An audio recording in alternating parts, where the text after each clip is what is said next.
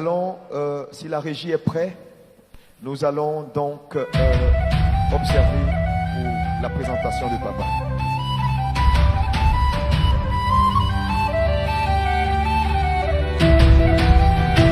Mamadou Karambiri est cofondateur avec son épouse du ministère du Centre international d'évangélisation Mission intérieure africaine dont le siège est à Ouagadougou au Burkina Faso. Prédicateur laïque, à partir de janvier 1977 et ministre de l'Évangile à plein temps, Mamadou Karambiri a été reconnu et établi comme apôtre en janvier 2004. Mamadou Karambiri est né dans une famille musulmane très pratiquante. Il eut ses premiers contacts avec le christianisme vers l'âge de 10 ans, par le biais de revues et de magazines qu'il lisait en cachette au sein de la mission catholique de son village. C'est au cours de ses études supérieures que le Seigneur se révèle à lui à Toulouse en juin 1973, alors qu'il était en année de licence d'économétrie. Après sa conversion, Mamadou Karambiri est puissamment rempli du Saint-Esprit. Les dons spirituels commencèrent à se manifester dans sa vie au point d'être le canal de plusieurs conversions autour de lui. En 1985, le Seigneur conduisit son serviteur à mettre en place une cellule de prière. Initialement composée des membres de sa famille, cette cellule connaîtra une croissance spectaculaire en atteignant plus de 500 personnes au bout de 2 années. Cette belle croissance favorise l'ouverture de la première église du Centre international d'évangélisation. Au fil des années, connaît une véritable extension sur l'ensemble du territoire burkinabé et au-delà. Il prêche la parole de Dieu au tabernacle Bethel Israël, l'église du siège du Centre international d'évangélisation qui accueille plus de 5000 personnes à chaque réunion. Le pasteur Mamadou Karambiri a aussi occupé les fonctions de vice-président du Conseil économique et social, vice-président de la Chambre de commerce et président du conseil d'administration de la compagnie aérienne Naganagani, et élevé au rang de docteur en divinité en juillet 2007 par l'université chrétienne Logos de Floride. Le pasteur Karambiri est un véritable modèle de loyauté et d'intégrité pour les serviteurs de Dieu. Il est marié et père de 4 enfants. C'est avec fierté, honneur et révérence que nous avons le plus que privilège de recevoir l'un des généraux de l'armée de l'Éternel, le pasteur Mamadou Karambiri.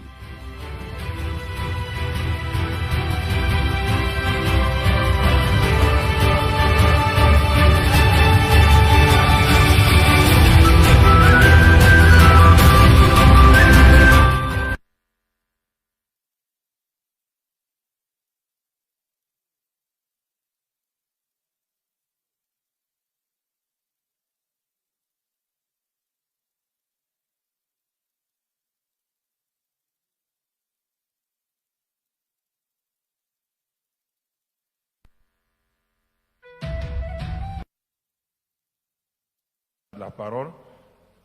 Te bénissons pour cette grande conférence qui a lieu ici, Seigneur, dans cette merveilleuse église.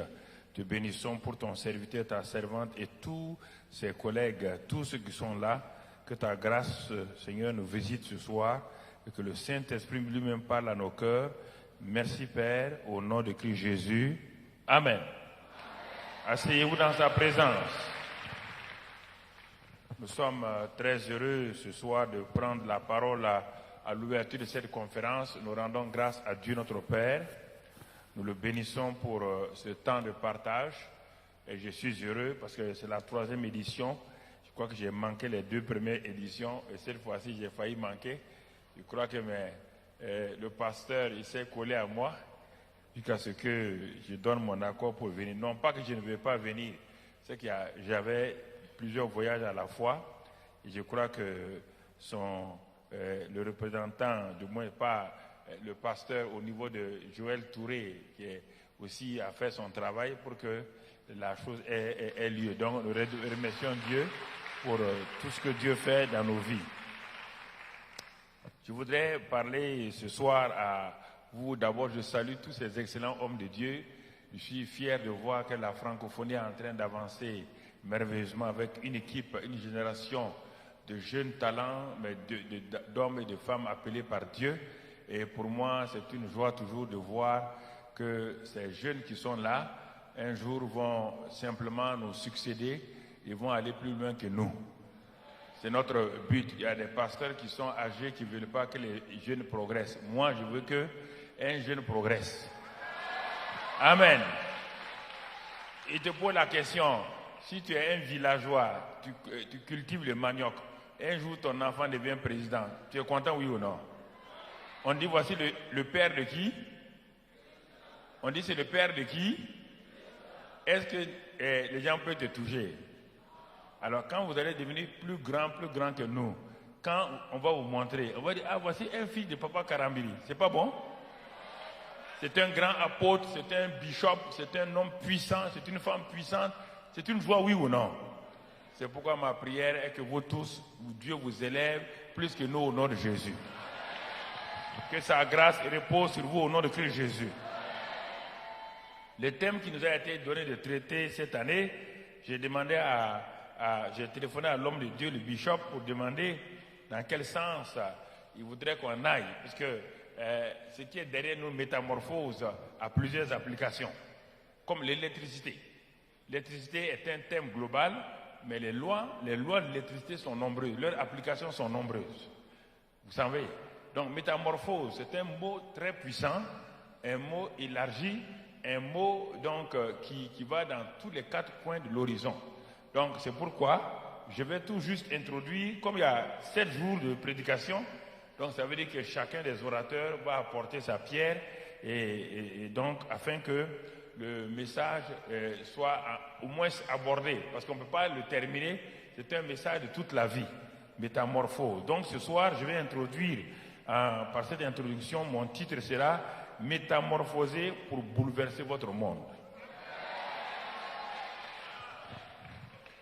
Vous devez être métamorphosé si vous voulez bouleverser votre monde. Il faut bien m'écouter, c'est un enseignement, il y aura la prière, mais c'est très important que nous puissions écouter donc, ces choses-là. Pourquoi? Où est-ce que j'ai pris cela? Il y avait un homme que on va voir demain matin en profondeur, un homme appelé Saul de Tarse, qui plus tard a été Paul. Cet homme-là était un méchant, un respirateur de méchanceté. Il est devenu plus tard un transformateur d'hommes. Mais qu'est-ce qui s'est passé pour qu'un méchant, un homme qui respire la méchanceté, un homme qui respire le meurtre, devienne un transformateur de vie? Qu'est-ce qui s'est passé? D'où vient cet élément? Et c'est pourquoi, dans Acte 17, verset 1, on le présente avec un jeune là, appelé Silas. Ils sont allés à Thessalonique. Et quand ils sont arrivés à Thessalonique, dans ce passage-là, et au verset 6, les Thessaloniciens étaient tellement choqués qu'ils ont commencé à chercher à savoir où logeait Paul. Et quand ils ne l'ont pas trouvé, ils sont allés prendre son logeur. Mais maintenant, ce qui va se passer, ils vont dire, ces gens qui ont bouleversé le monde sont ici. C'est là-bas que j'ai tiré mon texte. Ces gens-là, les 2 personnes, vous entendez? 2 personnes qu'on appelle bouleverseurs du monde. 2 personnes. Déjà, vous devez être saisi par cette pensée-là. 2 personnes, vous et moi, ils sont comme vous et moi. Mais qu'est-ce qui a fait qu'ils ont bouleversé le monde? On va voir ce soir l'aspect bouleverseur du monde dans l'Ancien Testament. Demain matin, on va voir avec l'apôtre Paul lui-même comment, dans le Nouveau Testament, on peut bouleverser le monde que Dieu nous a confié.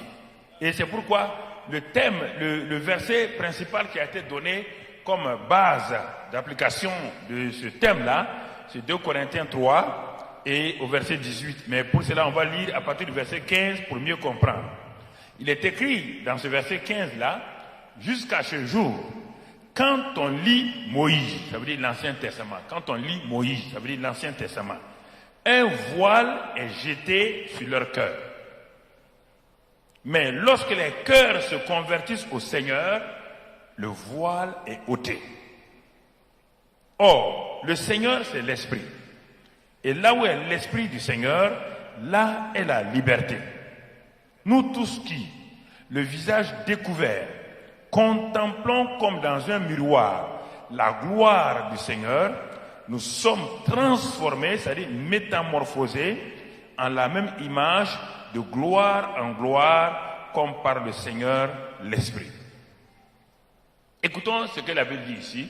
Par le Nouveau Testament, c'est par révélation qu'on comprend le Nouveau Testament.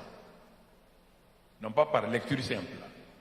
Paul dit, que quand on lit l'Ancien Testament, écoutez-moi jeunes gens, quand on le lit, Dieu a placé un voile. Quand on le lit à un voile, vu qu'aujourd'hui il y a un voile dans l'Ancien Testament, il y a eu plusieurs sortes de voiles. Même sur le point de vue de l'œuvre de Christ. Quand Christ est mort, il a dit tout est accompli, le voile qui séparait l'Ancien Testament avec le Nouveau Testament a été déchiré ce jour-là. Il y a plusieurs sortes de voiles. C'est ce voile qui empêchait Israël, qui regardait ces gens, ces scribes qui étudiaient la Bible, qui cherchaient, qui avaient toutes les doctrines sur le Messie, qui pouvaient citer, ils ont cité ça devant les mages, d'où vient le Messie. Quand les mages sont arrivés à Jérusalem, le roi Hérode les a appelés pour dire où doit naître le Messie. Sans regarder leurs papiers, ils ont dit clairement le Messie doit naître à Bethléem. Ils ont cité les Écritures. Regardez bien, des gens qui ont étudié. Parmi eux, il y a les docteurs Nicodème. Parmi eux, il y a les Caïphes. Parmi eux, il y a les Annes. Tous ces grands, ces éminents hommes-là. Mais qui ont étudié, qui ne savaient pas que le Messie était né, parce que la Bible dit, quand on lit Moïse, le voile est là. Le voile est là. La compréhension derrière le voile est une compréhension qui est une compréhension purement intellectuelle, puisque tous ceux qui sont avant le voile, avant que le voile soit déchiré, tous étaient des morts spirituels. Aucun d'eux n'était né de nouveau. Ni Moïse, ni Abraham, ni Ésaïe, ni personne. Aucun n'était né de nouveau. Et pendant les 3 ans et demi de Jésus, ils l'ont regardé. Leur Dieu qu'ils prient là, ils criaient, le Messie doit venir. Chaque samedi, ils partent prier que le Messie vienne. Le Messie était là, devant eux, Dieu incarné, ayant un voile de chair. Là encore, le voile de la chair les empêchait de voir le Messie. Il y a voile et voile et voile.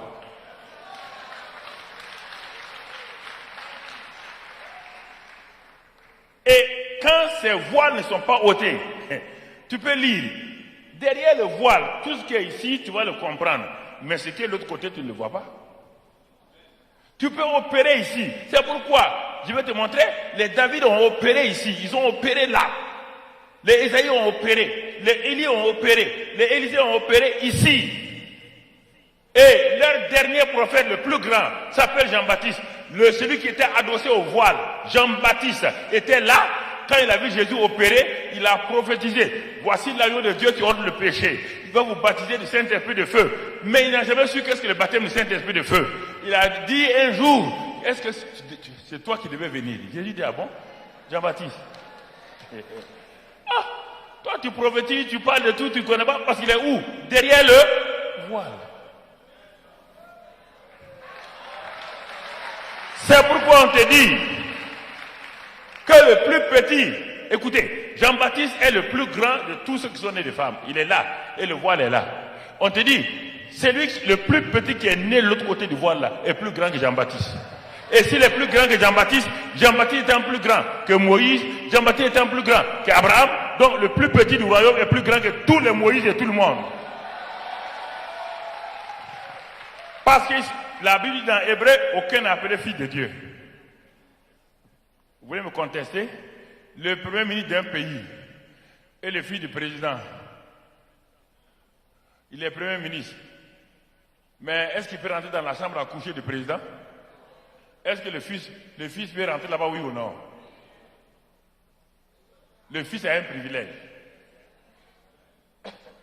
Est-ce que le fils demande un rendez-vous pour aller voir son papa? Quand le petit John, le fils de Kennedy,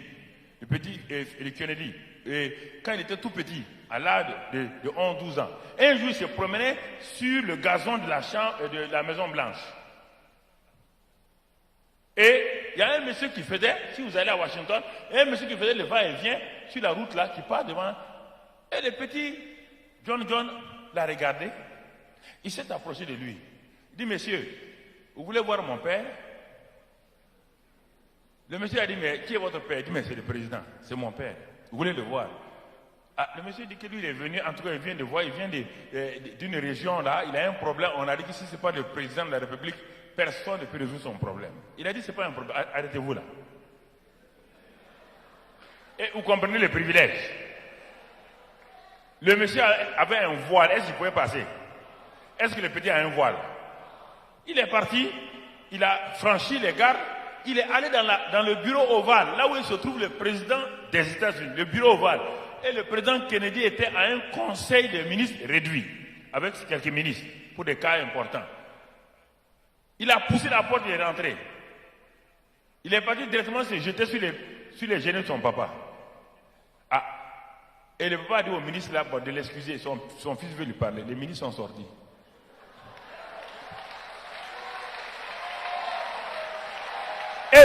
Non, comprenez. Quand les ministres sont sortis, le président a demandé à son fils, qu'est-ce qu'il y a? Il dit, il y a mon ami qui est sur le gazon là-bas, il veut te voir. Le président a dit, mais est-ce qu'il a pris rendez-vous? Il dit, non, papa. Le papa veut insister, il a commencé à pleurer. Il dit, bon, ok. Bon, il faut accompagner le petit là, il va amener son ami. Ils sont allés prendre le monsieur. Il tient la main du monsieur. Quand il arrive devant les gardes, c'est mon ami. Il l'a amené jusque devant son père. Et son père a écouté, il a résolu son problème. Oui ou non? Pourquoi? Il s'est trouvé de l'autre côté.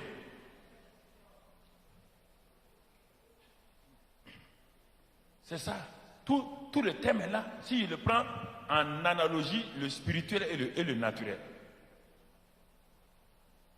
C'est des choses importantes. On te dit que lorsqu'on lit Moïse, le voile est toujours là. Mais quand les cœurs se convertissent au Seigneur, de quel Seigneur? De quelle conversion? On ne parle pas ici, mon frère, de la nouvelle naissance. Les cœurs se convertissent au Seigneur. On dit, mais quel Seigneur? On dit, le Seigneur, là, c'est l'Esprit.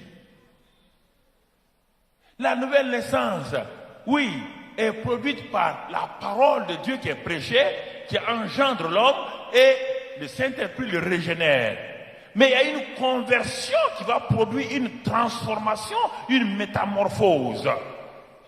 Et qui va te donner d'avoir la révélation. Quand il y a cette révélation-là, la Bible dit maintenant, tu es transformé de gloire en gloire à l'image de Christ par le Seigneur Saint-Esprit. Jésus est le Seigneur, si je peux m'exprimer, du salut et tout. Le Saint-Esprit est le Seigneur de la transformation. Mon ami, il faut bien comprendre les choses. C'est la Bible qui le dit, dis-le. Alors, mon frère, ma soeur, quand je dis que, dans Acte 17, que les gens de Thessalonique ont appelé Paul et Silas, ceux qui ont bouleversé le monde sont ici. Dans cette expression, le monde, il y a plusieurs applications. Chaque chose, il y a plusieurs applications. Le mot amour, il y a plusieurs applications. Le mot révélation, il y a plusieurs applications. Chaque chrétien né de nouveau, homme ou femme, mon frère, a un monde que Dieu lui a assigné. Écoute-moi très bien. A un monde que Dieu lui a assigné. Et ce monde-là, cet homme qui est né de nouveau, et Dieu lui a assigné ce monde-là. Quel est ce monde? Frères et sœurs, il y a plusieurs aspects de ce monde-là. Quelles sont les applications de ce monde? Simplement ici, le monde en général, c'est Dieu qui l'a créé. Mais quand donc chacun de nous est né, il y a une portion de ce monde-là qu'on peut voir. Comme Satan voulait proposer à Jésus-Christ, il dit, si tu te prosternes et tu m'adores, je vais te donner tous les royaumes de ce monde-là. On n'a pas le temps de voir les royaumes de ce monde-là. Lesquels? Il y a 7. C'est avec ça que Satan règne. Et c'est avec ça qu'il a aussi spécialisé tous ses agents. 7. Et quand on le voit, on ne sait même pas que c'est le monde de Satan. Quels sont ces royaumes? Satan dit au pluriel. Quels sont ces royaumes qu'il va donner à Jésus? Et puis, il les a fait voir. Il les a fait voir. Quels sont ces royaumes? Mais aujourd'hui, le monde est entré dans le naturel. Ce monde-là, les gens ne savent pas quels sont ces mondes-là. Il y a 7 principaux et qui dirigent le monde. Si vous enlevez ça, le monde devient normal. Il y a la politique. Il y a l'éducation. Les arts et la musique. Mon frère, les 7 mondes que Satan proposait à Jésus. Et doucement, doucement, il les a installés. Et c'est pourquoi le monde est pris en otage. Ce sont ces 7 mondes-là qui règnent sur la terre. Les affaires. Tous. Ceux qui sont dans ce monde-là, qui contrôlent ce monde-là, contrôlent leur monde. Et Jésus, en te sauvant, mon frère, ma soeur, il t'a sauvé avec une destinée. Des gens meurent sans être entrés dans leur destinée.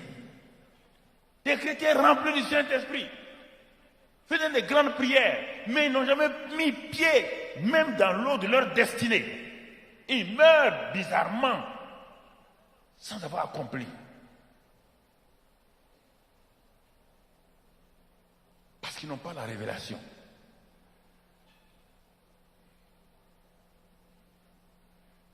Quiconque est né dans ce royaume-là, Dieu l'a placé dans un monde particulier. Pour impacter, pour bouleverser, pour changer. C'est pourquoi je veux prendre les gens de l'Ancien Testament pour voir leur monde, comment eux, malgré le fait qu'ils aient ce voile-là, comment dans leur système, ils ont pu, eux, bouleverser leur monde et amener la présence réelle de Dieu dans leur monde. Et que les chrétiens d'aujourd'hui n'arrivent pas. Dieu n'a pas créé les affaires pour le monde.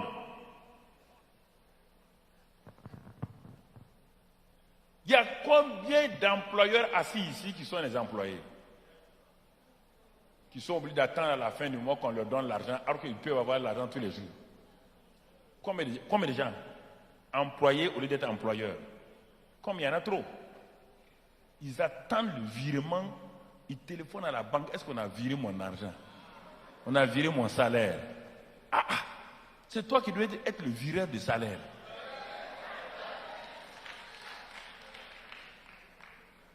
Dans le monde de la politique, combien de personnes, vous dites, on ne fait pas la politique, on ne fait pas la politique. Joseph n'a pas fait la politique, il a été Premier ministre. C'est quel parti qu'il a soutenu? C'est quel parti? C'est le parti de l'indépendance? Qui l'a soutenu? Qui t'a dit quelles sont les caractéristiques de ton monde? Tu ne le vois pas. Quand tu es devenu chrétien, tu as commencé à courir seulement jeûne, prière, jeûne, prière, jeûne, prière. À la fin, tu as été déjeuné toi-même. Quand il parle de ça, les gens croient que je suis contre le jeûne. Ils ne comprennent pas. Il y a des choses qui sont extérieures, il y a des choses qui sont intérieures. Ils ne savent pas il y a des clés, ils ne savent pas les utiliser.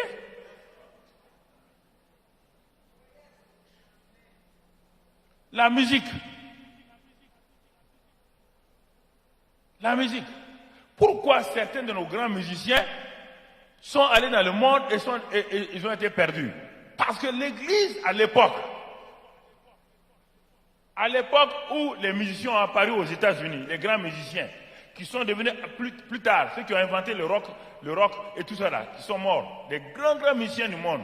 Mais ils auraient pu continuer à être chrétiens, mais l'Église n'a jamais su que ce jeune homme-là, à qui Dieu avait donné la musique-là, c'était pour impacter son monde. Mais ils ont dit non, la musique doit rester dans l'église, rester derrière le piano. Le gars n'a pas à manger. Il dit tonton, il n'a pas à manger. Écoutez le monde.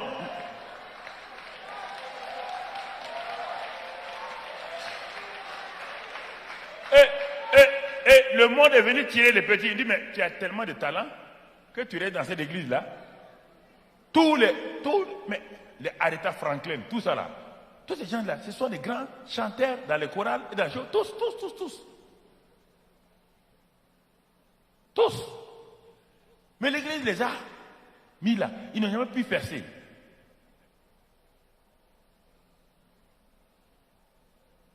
Ils n'ont jamais pu percer. Frères et sœurs, sur le plan professionnel, sur le plan du ministère, même sur le plan du ministère, comme les gens sont assignés tout juste à une portion congrue, alors qu'ils ont des choses qu'ils auraient pu faire. Pourquoi? Ils n'ont jamais dépassé. Ils n'ont pas laissé le Seigneur les transformer. Alors c'est pourquoi, pour ne pas vous retenir trop longtemps ce soir, je voudrais parler ce soir uniquement de ceux qui ont été métamorphosés selon les termes de l'Ancien Testament. Dans l'Ancien Testament, je ne vais pas entrer dans le Nouveau Testament. Demain, par la grâce de Dieu, on va voir ça rapidement. Alors, il y a 3 questions que je vais poser. Quel est le voile qui est jeté sur ton cœur qui t'empêche la métamorphose? Quel est le voile?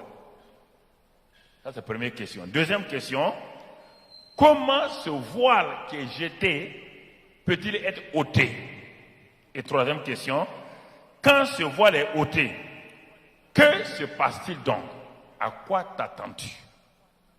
Regardons quelques cas, études de cas qu'on va voir ce soir, études de cas dans l'Ancien Testament simplement pour que tu vois déjà le thème là, qui est un thème très important, métamorphose. Première personne de l'étude de cas, il s'appelle Jacob. On a prêché beaucoup sur Jacob, mais dans le cadre de métamorphose là, je vais revenir pour le situer et faire une application donc de Jacob. Dans Genèse 28, mon frère, qu'est-ce qu'on voit? On voit l'histoire de Jacob qui est en train de fuir pour aller chez Laban. Mais pourquoi cet homme-là, ce jeune homme-là fuit? Il a quel âge? 17 ans. Comme Joseph, comme David. Mais d'où vient, pourquoi il fuit? Parce que dans le sein de sa mère qui n'était pas enceinte pendant des années, ils se sont mariés, et Isaac a marié Rebecca à 40 ans. Il avait 40 ans. C'est à 60 ans que sa femme est devenue enceinte. Donc pendant 20 ans, elle n'a pas eu d'enfant. Et quand elle est tombée en grossesse, elle avait des jumeaux. Et Dieu dit à cette femme-là, le plus jeune, il y a 2 nations dans ton sein. Écoutez-moi, 2 nations. La maman n'a pas bien écouté. 2 nations sont dans ton sein. Et 2 peuples sortiront. 2 nations, 2 peuples. Le plus petit, c'est lui qui sera le plus grand. Il va régner. C'est un prince. Maman, tu as entendu? Maman Rebecca, tu as entendu? Oui. Mais comme sa grossesse a continué à être difficile, quand les enfants sont nés, le premier est sorti, elle a, au lieu de rester dans le spirituel, elle est descendue dans le naturel. Elle a vu que le petit était roux, elle a appelé Esaü. Regarde comment on peut descendre. Dieu te dit, Dieu te donne. Et le deuxième, qui devait naître là, au moment où il devait sortir, il avait sa main sur les talons de son frère. Mais tu as oublié, maman Rebecca, que Dieu a dit que le plus petit sera le plus grand. C'est le prince. Tu devais donner quel nom? Elle a donné le nom Jacob. Puisque Dieu te dit qu'il sera le plus grand, il sera un prince. Donc, le nom qui devait être donné automatiquement devait être quel nom? Israël.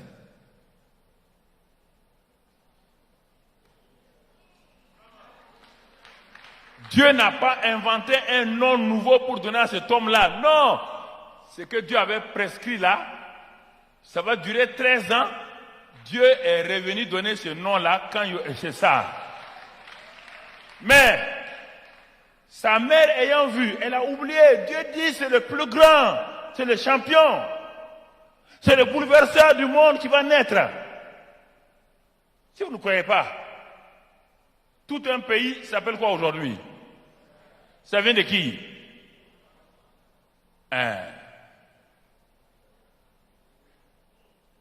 Mais pour qu'il passe, pour qu'il soit bouleversé, il faut qu'il soit transformé. Il a attrapé. La maman dit, ok, mais toi, mais tu es un petit escroc, hein? Et puis, elle ne cherche pas loin, elle appelle Jacob. Lui donne une identité. Un nom, ce n'est pas un élément juridique, c'est une identité. Lui a donné une identité. Et quand elle a donné cette identité maintenant, l'enfant avait des problèmes. L'enfant a commencé à rouler tout le monde à la maison. Il roule tout le monde. Il roule son frère. Il prend son droit d'aînesse.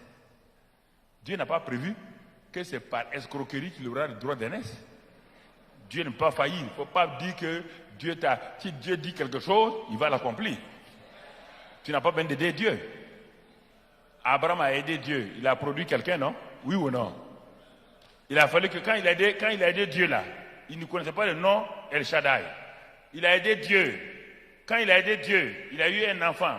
Et il y a eu des problèmes dans sa famille. Et ces problèmes continuent jusqu'à aujourd'hui. Dieu est venu dire, Abraham, on ne m'aide pas. Moi, je m'appelle El Shaddai. Je suis tout suffisant, tout puissant. Marche devant ma face et sois intègre seulement. Ta vieillesse n'est pas un problème. Le sein de Sarah mort là, ce n'est pas un problème. Mon frère, tu entends?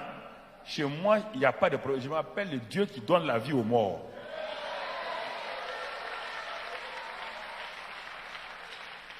C'est Paul c'est le même Paul, le bouleversé là qui va comprendre ça. Quand on dit dans Genèse, personne ne comprend ça. C'est le bouleversé là, il n'était pas là-bas. Il y a entre Jacob, il y a entre Abraham et Paul au moins 3000 ans. Comment Paul a compris ça? C'est ça la révélation. Paul dit, mais dans Romains 4, il dit, il crut Dieu qui donne la vie aux morts et qui appelle les choses qui ne sont point comme si elles étaient. Qui donne la vie aux morts. Ça veut dire quoi? Isaac va mourir. Mais Dieu donne la vie à Isaac. Oui ou non? Mais avant ça, qu'est-ce que Paul a compris? Que Dieu a dit que Dieu donne la vie aux morts. Il est dit que dans Romains 4, que Abraham était quoi? Faible. Oui ou non? Et que Sarah, son sein était mort. Abraham était faible. Qu'est-ce qui était faible dans Abraham? Son affaire était faible. Son affaire était mort. Dieu a donné la vie à quoi? Un homme de 100 ans, une femme de 90 ans, post-ménopausée. Il n'y a ni règle, ni compagnie double de 6 mètres en bas. Mais elle va produire un enfant en bonne santé, oui ou non? Donc tout ce qui est mort en toi, Dieu donne la vie. Pourquoi vous limitez Dieu comme ça? Tout ce qui est mort, Dieu donne la vie. Il n'y a pas que j'ai 49 ans, j'ai 50 ans, j'ai pas d'enfant, et que les docteurs t'ont dit que ton utérus ne va pas. Qui t'a dit ça? Le créateur de l'utérus est capable de donner un enfant dans ton utérus.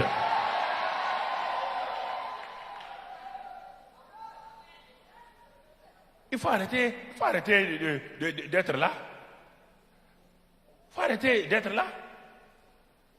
Mon frère, il faut arrêter de...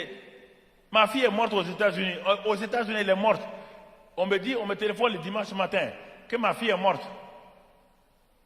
À Johnson City, Tennessee. Je téléphone, sa copine pleure. J'ai dit à son mari, Dieu m'a dit que ma fille va ressusciter. Faut pas avoir peur. Signe une décharge. C'est ça qui fait la force des États-Unis. Le mari peut signer une décharge et puis les médecins obéissent. C'est pas comme dans notre système. Notre système, les médecins obéissent. On dit, viens prendre ton mort, va.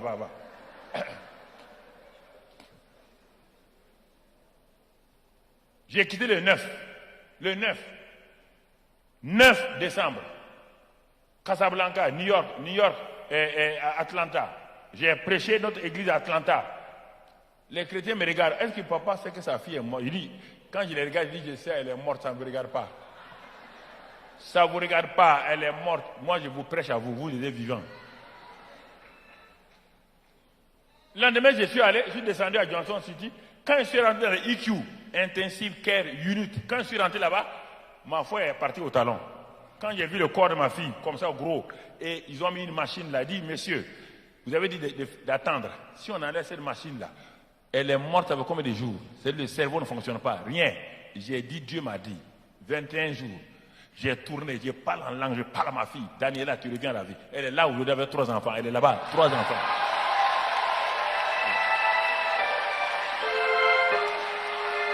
Écoute-moi. Si tu veux, tu peux vérifier. Les journaux en ont parlé et Amazon a fait un livre. Tu vas voir. C'est ça, mon frère. Est-ce que tu as confiance en Dieu?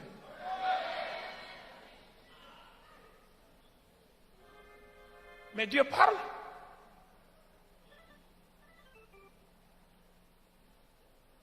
Il parle. Quand il parle, croyez. S'il n'a pas parlé, vaut mieux prier maintenant. Mon ami, s'il n'a pas parlé, il faut prier et jeûner. Mais s'il a parlé, ne prie plus, ne jeûne plus. Par ton incrédulité te fait jeûner et prier. Pas confondre, hein. Quand on cherche la volonté de Dieu et qu'on n'a pas de paroles écrites comme Jésus, les gens disent Jésus a jeûné parce qu'il n'a pas d'écriture. Pour commencer son ministère, il savait qu'il tant.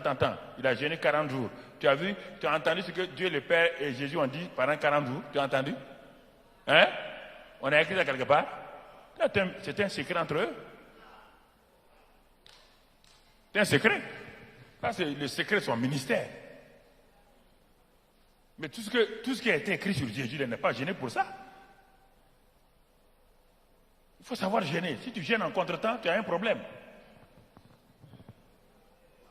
Quand Dieu a parlé, tu obéis, mon ami. Si tu jeûnes là, c'est que tu es incrédule. Tu es incrédule. Dieu dit, chasseront les démons en mon nom. Est-ce que ton jeûne va faire grandir le nom de Jésus?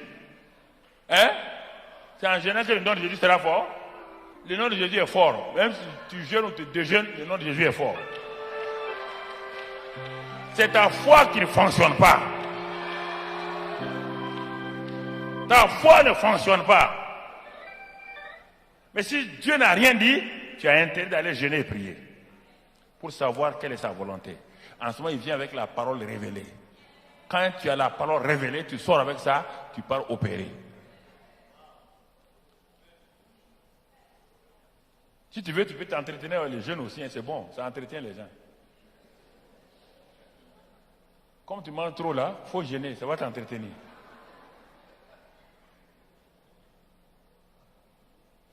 Si vous ne faites pas les choses selon les règles, il y a des lois spirituelles dans la Bible.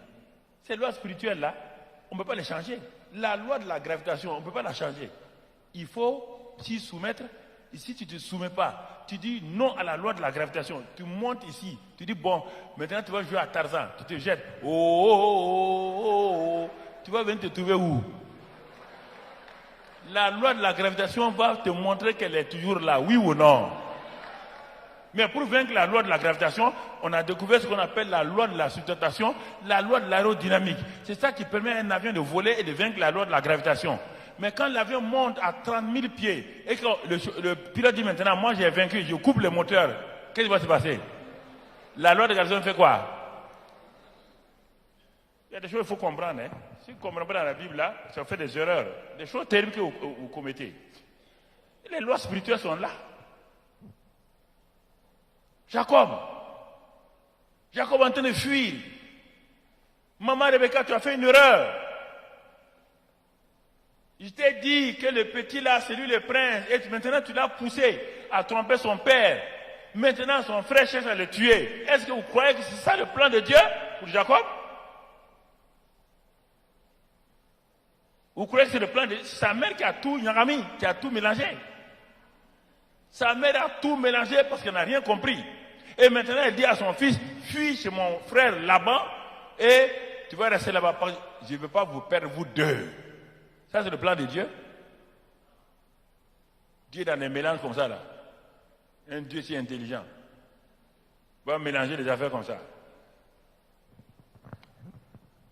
Mais quand il partait, comme les plans de Dieu Dieu, sur la route là, quand il fuyait là, Dieu est venu se révéler à ce petit escroc. Parce que le plan de Dieu, quand même tu fuis, Dieu va venir t'attraper par le col. Il a attrapé Jonas par le col, le ramené. Il va t'attraper. Le petit dormait en plein désert. Il a pris un caillou, il a posé sa tête. Dieu se révèle à lui, du haut des cieux, avec une échelle, et puis des anges qui montent. Regarde, Dieu va lui dire maintenant, voici le monde que ta mère aurait dû me demander pour toi. Le monde que tu devais bouleverser. Voilà le plan que j'ai préparé. Voilà ce que j'ai préparé pour toi. Dieu va révéler à Jacob. Et c'est ça. Regardez, Genèse 28. Dieu va lui révéler ce qu'il a préparé pour Jacob. Genèse 28 et au verset 12. Je vais te lire ça rapidement. Genèse 28, verset 12. Il est écrit ceci, mon frère. Dieu dit, il y eut un songe, et voici, une échelle était appuyée sur la terre, et son sommet touchait au ciel. Et voici, les anges de Dieu montaient et descendaient par cette échelle. Et voici, l'Éternel se tenait au-dessus d'elle et dit, je suis l'Éternel, le Dieu d'Abraham, ton père, et le Dieu d'Isaac. La terre sur laquelle tu es couché, je la donnerai à toi et à ta postérité. Ta postérité sera comme la poussière de la terre.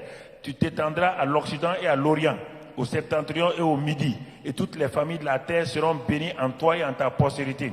Voici, je suis avec toi, et je te garderai partout où tu iras, et je te ramènerai dans ce pays, car je ne t'abandonnerai point que je n'ai exécuté ce que je te dis. Voici le monde que Dieu donne à Jacob. Voilà tout. Verset 12 jusqu'au verset 17. Voilà tout le plan de Dieu pour sa vie.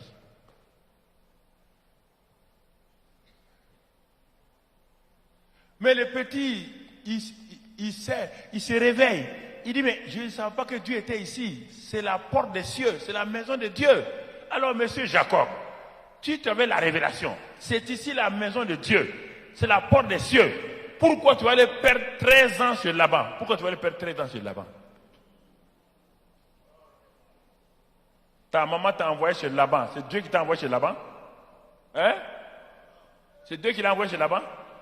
Dieu l'a arrêté où? Ici. Et il a donné un nom, Bethel, maison de Dieu, porte des cieux, là où le surnaturel est en train de se manifester. Toi, tu laisses là où le surnaturel et tu vas là où il y a le naturel. Et Laban et Jacob vont commencer, oncle et neveu vont se rouler, rouler. Je te roule, tu me roules. Oui ou non? 13 ans.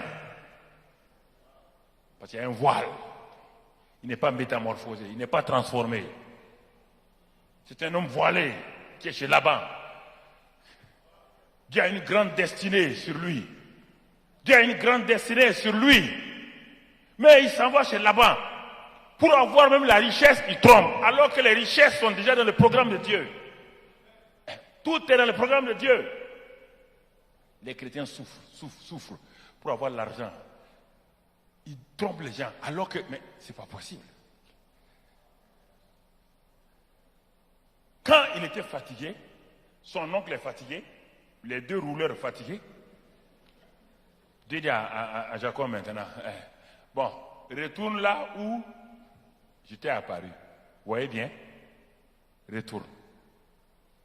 C'est pas ta place ici chez Laban. Ta mère a fait deux erreurs.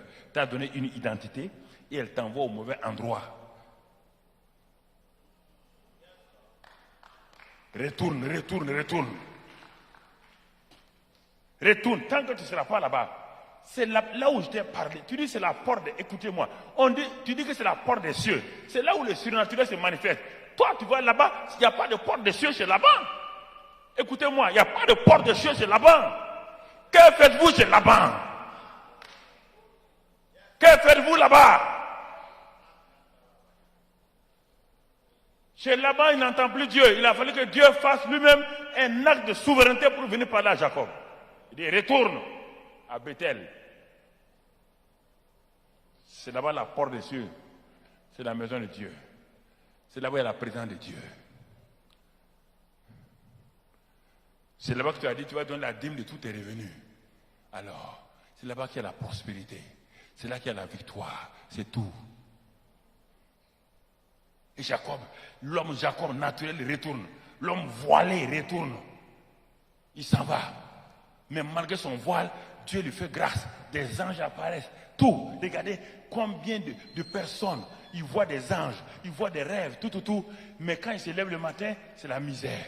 Quand ils se lèvent le matin, il n'y a rien. On dit, mais j'ai vu des anges. Et après, mon frère, où est ta victoire? Où est ta prospérité? Où est ton ministère? Tu as vu des anges. J'ai vu tel ange. Oui, j'ai vu le ciel ouvert. Et j'ai vu que Jésus va revenir. Et après?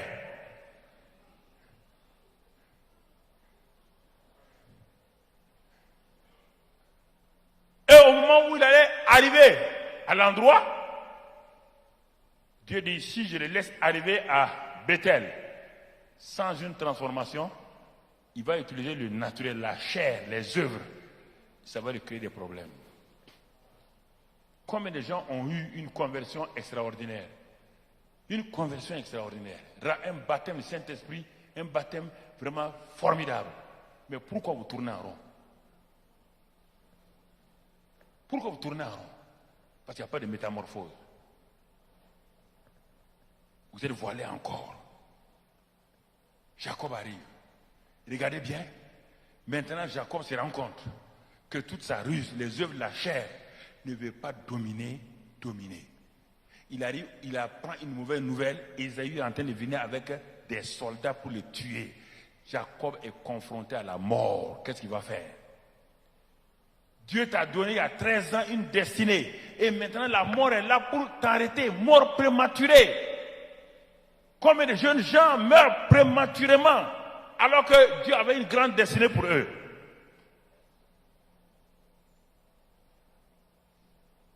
Jacob utilise son caractère, son identité. Il envoie des troupeaux à Ésaü. Ésaü dit, c'est pas mon problème, je vais te tuer. Regardez bien comment la chair est capable. La chair est dangereuse. Et Jacob envoie tout, c'est bien. Après, il envoie ses femmes. Tu t'imagines? La chair est capable de faire des compromis pour vivre. Elle envoie tous ses enfants. Et la Bible dit, Jacob resta seul. Le face-à-face va venir. La métamorphose vient pour certains cas dans le face-à-face.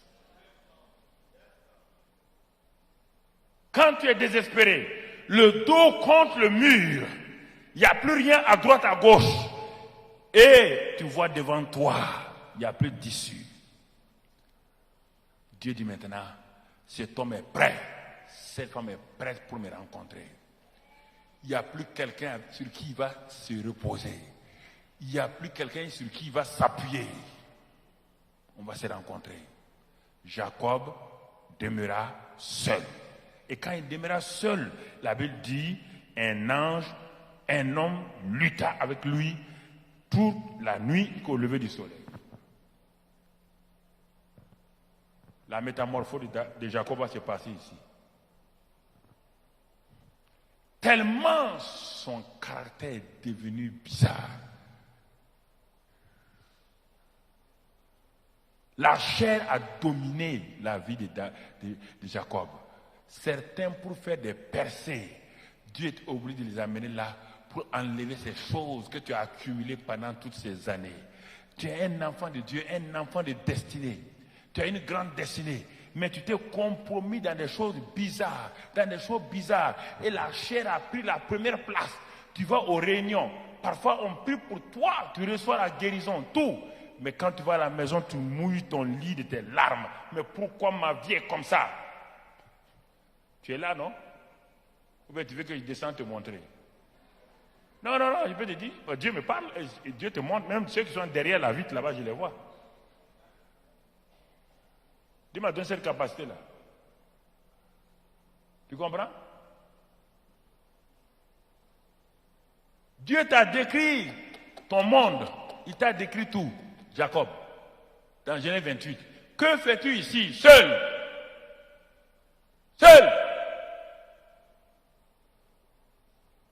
Métamorphose. La métamorphose, si tu ne la laisses pas se passer selon les lois de Dieu, Dieu est obligé d'utiliser la méthode forte. Parce que Dieu ne veut pas, c'est toi qui l'as choisi. il ne veut pas que son plan échoue. S'il doit te taillarder, il va te taillarder. Tu comprends?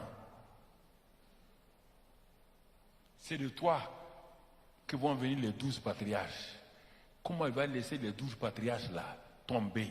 Si Jacob ne réussit pas, les 12 patriarches, le pays qui va venir plus tard, Israël, tout ce qui va venir là, tous les Moïse, tous ceux qui vont venir là, les David, tous ceux qui vont venir là, tout est parti. Le plan de Dieu sera à terre. Tu es assis ce soir ici, tu es assis là. Dieu a des grandes choses pour toi. Mais pourquoi, jeune homme, pourquoi tu t'attaches à des choses de la chair?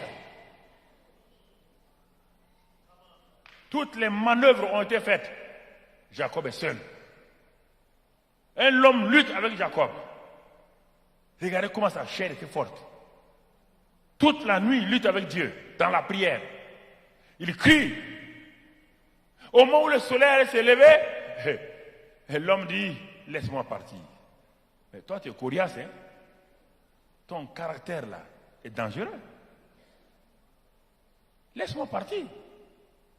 Et l'homme lui demande, regarde, écoutez bien, l'homme lui demande quel est ton nom. Et puis il dit vaillamment, je m'appelle Jacob. Il dit, ah bon. Répète encore, Jacob. Et il dit, répète, et puis et écoute ce que ça veut dire. Tu t'appelles qui? Jacob. Tu sais ce que ça veut dire? Ah, il dit oui. C'est ma mère qui m'a donné. Mais répète encore, quoi? Jacob. Ça veut dire quoi? Menteur, escroc, trompeur. Et répète. Tu veux garder cette identité-là? Et tu vas accomplir ma volonté là-bas? C'est pas possible.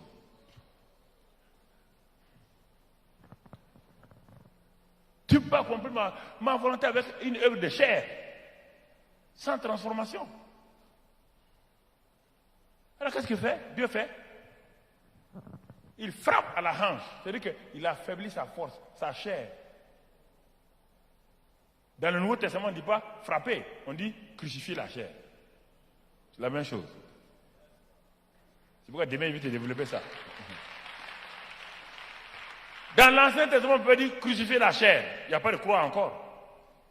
Donc, il est obligé de frapper. Ce qui fait la force de Jacob, là, il frappe. Il dit maintenant, tu vas t'appeler Israël. C'est-à-dire, Israël, tu vas dépendre de ma force. C'est dans la faiblesse que ma gloire se manifeste. Paul l'a dit dans 2 Corinthiens 12. C'est dans ma faiblesse que je vois la gloire de Dieu. Jacob, c'est dans ta faiblesse maintenant. Tout ce que tu as fait là, ça a réussi? Il dit non. Tout ce que tu as essayé là, ça a réussi? Non. Ah, tu n'as pas été transformé? Et Jacob se lève et dit, j'ai vu quoi? J'appelle celui-là Péniel, car j'ai vu Dieu face à face et je suis sauvé, sozo, transformé, libéré, délivré de ma chair. Maintenant, je suis un homme nouveau. Malgré le fait que je piétine, malgré le fait que je boite, la force de Dieu est avec moi. Transformation. Regardez maintenant, il s'en va en ce temps. Ésaü vient, il voit brusquement Ésaü venir. Jacob n'a plus peur. L'homme qui avait peur, brusquement il a une assurance. Ésaü vient à ses 400, il descend. Les gens disent, il va enlever l'épée pour tuer Jacob. Ésaü avance, il avance. Brusquement, tout le monde est étonné. Ésaü jette l'épée, il court à l'étonnement de ces soldats, il part embrasser Jacob et il pleure. La transformation transforme ceux qui te rencontrent.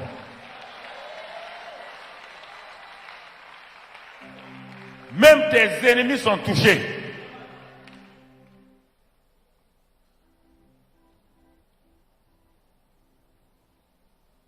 Ça, dans l'Ancien Testament. Il n'y a pas de cœur nouveau là-bas. Il n'y a pas d'esprit nouveau. Ils ne connaissent pas le Saint-Esprit.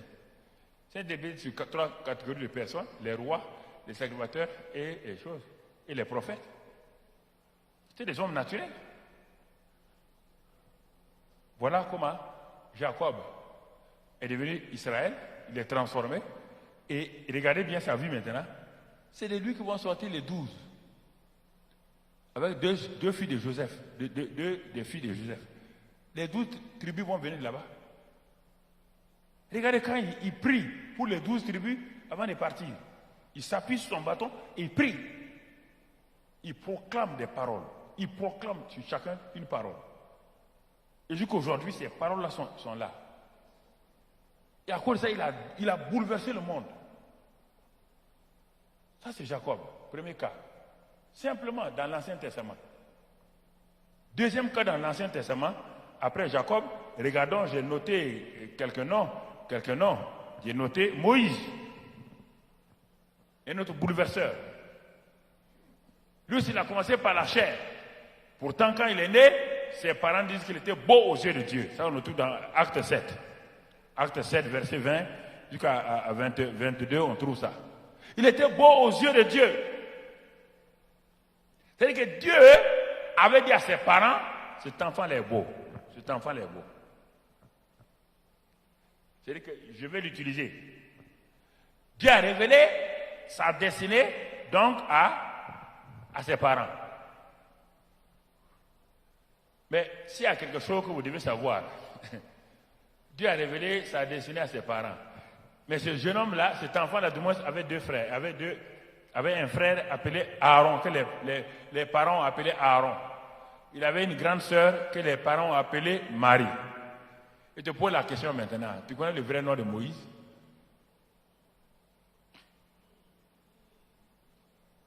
Ah, tu me regardes comme ça. Tu connais le vrai nom de Moïse? Ce sont ses parents qui ont l'appelé Moïse. Qui l'a appelé Moïse? Ah bon, un enfant qu'on a mis dans un bateau sans nom, il est parti. Et son grand frère est appelé qui? Sa grande sœur s'appelle qui? Et puis lui, il est sans nom. Hein? Bon, ok, parenthèse fermée. On ne va pas aller dans ça aujourd'hui. Non. C'est la fille de Pharaon qui va le prendre sur le Nil. Et il va l'amener Moïse, sauver des eaux. Des eaux de quel fleuve? Du Jourdain. De quel fleuve? Le Nil, c'est le Dieu de qui? Ah bon, quand on est né dans les eaux du Nil, sauver des eaux du Nil, tu peux vaincre totalement. C'est ça qui va suivre Moïse. Il ne pourra pas rentrer en Canaan. Si tu veux, je vais te le démontrer. Ça a bloqué Moïse, il n'a pas pu rentrer en Canaan. Ok. C'est ça qui a bloqué Moïse. Dieu, écoute, si tu crois que c'est faux, Dieu présente, si tu crois que c'est faux, il y a des caractères qui suivent des gens et puis les rattrapent en dernière minute. Dieu dit, après que Pharaon, Aaron, Marie ait bloqué Moïse dans tout, fait des jalousies, Dieu appelle Aaron et tout le monde. Il dit, bon voilà, cet homme-là, il est plus qu'un prophète. Moi, je lui parle face à face. Et Dieu le présente à tout le monde. C'est l'homme le plus patient de la terre. Alors, comme l'homme le plus patient de la terre va aller frapper le rocher deux fois. Qu'est-ce qui a fait ça? Sauver des,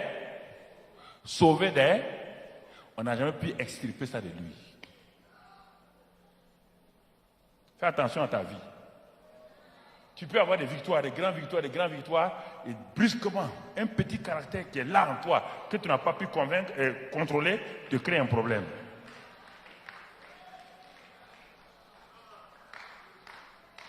Fais attention à ça.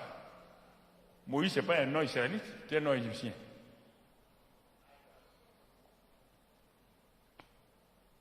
Et c'est pourquoi il était quoi? Puissant en œuvre et en parole. D'où?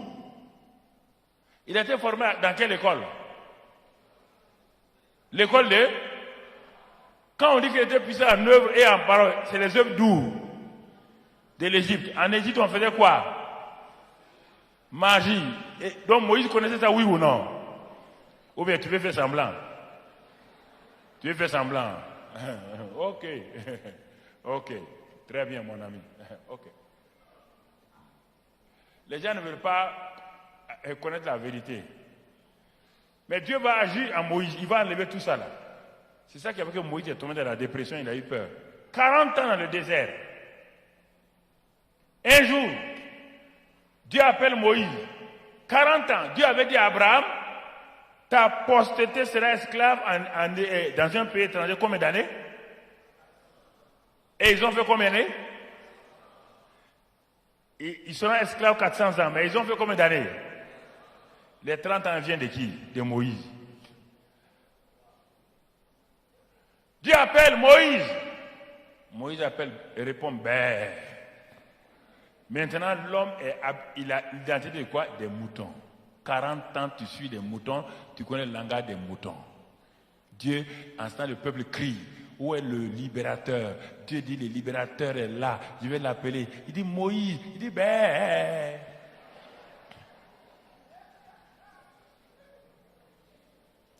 Tant qu'il n'est pas métamorphosé, il va te métamorphoser. Où? Au buisson ardent. Il y a des rencontres. Dieu va t'amener là-bas, le baptême de feu. Tu as déjà eu ça? Tu dis tu es baptisé Saint-Esprit, tu parles en langue, d'accord, et le feu. On dit quand Jésus viendra, il va vous baptiser Saint-Esprit de... Tu as été baptisé, mais le feu n'a pas brûlé.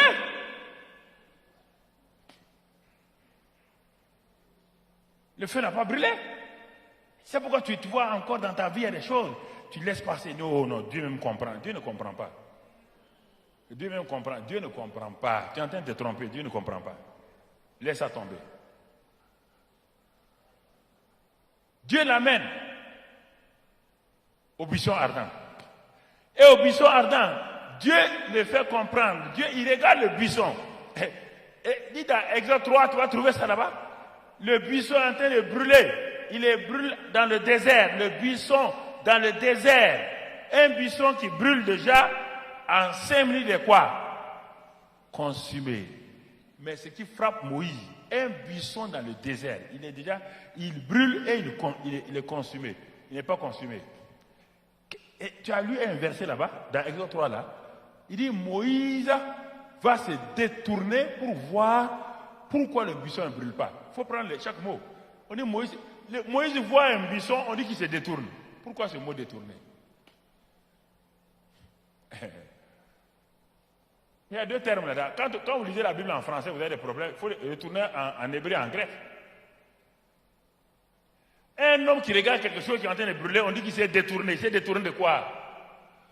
Jusqu'à présent, Moïse était naturel. Naturel. Il connaissait ces buissons-là. Il connaît tout le désert. Il connaît ces buissons-là. Il est passé là-bas hier avant-hier. Il l'a vu.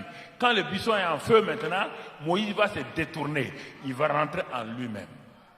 Quelque chose va se passer. Mon frère, ma soeur. Mon frère, ma soeur. Si tu ne laisses pas, tu ne restes pas dans la présence de Dieu jusqu'à ce que le Saint-Esprit te détourne de tes idées personnelles. Tu vas sortir là, rien. Il s'est détourné pour voir. Et c'est en ce moment, quand il s'est détourné, c'est en ce moment qu'il entend quoi là? Quand on ne se détourne pas, ou bien le mot repenti, c'est la même chose. Quand on ne se détourne pas, on n'entend pas la voix de... Quand on est dans ses propres pensées, on n'entend pas Dieu parler.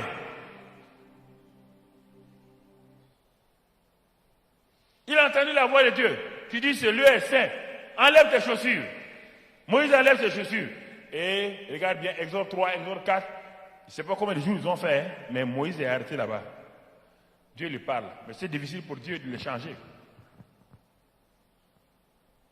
Dieu dit, j'ai vu, j'ai entendu. Je suis descendu. Ah, Moïse dit, c'est bien, tu es descendu. Il dit, c'est formidable. Il dit, mais non, je ne suis pas descendu pour agir. Hein. Je suis descendu pour te dire, toi, c'est le temps est venu. Moïse dit, qui suis-je? Problème d'identité toujours. Jacob, problème d'identité. Moïse, qui suis-je? Qui suis-je? Dieu dit, bon, tu ne sais pas qui tu es, moi je sais qui je suis. Je m'appelle, je suis celui qui suis. Moi je me connais, et toi tu ne te connais pas. Ce qui fait que la plupart des gens, ils sont remplis du Saint-Esprit, mais leur identité a un problème. Quand il y a un petit problème, moi, on m'a rejeté, tout le monde m'a blessé, personne ne m'aime. Un chrétien qui a le Saint-Esprit, on t'a blessé avec quoi?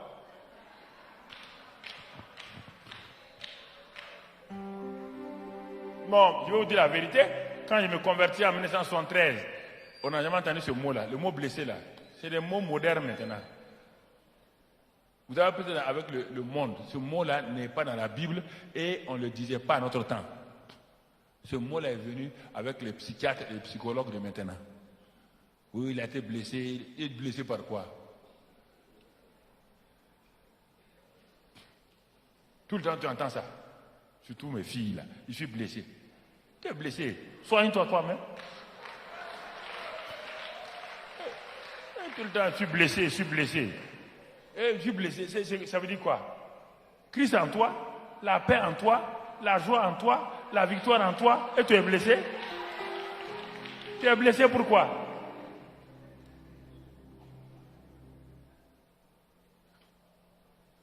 Il a fallu, je ne sais pas combien de jours, combien d'heures, je ne sais pas, mais Exode 3, Exode 4. Dieu lutte avec Moïse. Dieu dit, bon, très bien. Il dit, Moïse, tu as vu, non? Il dit, oui. Il dit, bon, ok, Dieu, je vais te dire une chose. D'abord, ils ne me croiront pas. Par moi, il y a 40 ans, j'ai essayé. Hein. Dieu dit, j'ai vu, hein, tu as essayé avec quoi? Avec la puissance d'Égypte. Et ton ministère a commencé par quoi? Un cadavre. Je suis au courant. Ton ministère a commencé avec quoi? Un cadavre. C'est pourquoi tu as fui. Je sais, ton passé t'a rattrapé. C'est ça, je connais, ton passé t'a rattrapé, Moïse. Mais moi, je suis venu pour te donner un nouveau départ. Ah non, Moïse, lui, il ne part pas. Quand les gens ont fait de mauvaises expériences, ils n'ont plus confiance en eux-mêmes. Ils n'ont plus confiance d'aller évangéliser. Ils n'ont plus confiance d'aller chasser les démons. Ils n'ont plus confiance d'aller faire l'œuvre de Dieu. Si tu veux parler, ils sont en train de jeûner. Mais sors maintenant, tu as fini de jeûner. Va! Non, on est en train de jeûner. D'accord, je n'ai pas dit non, tu as fini de jeûner. Quand Jésus a fini de jeûner, il n'a pas rencontré Satan, non? Oui ou non? Toi aussi, sors rencontrer-le.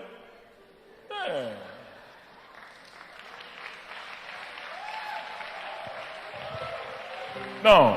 Wow. Arrêtez de me dire que vous jeûnez. Tout jeûne a une fin. Quand tu as fini le jeûne, là, sors, Satan t'attend. Ça, c'est sûr, hein? Après tout jeûne, Satan est là. Ah oui, tout jeune Satan est là. Il est là. Il faut avoir le courage, il faut sortir.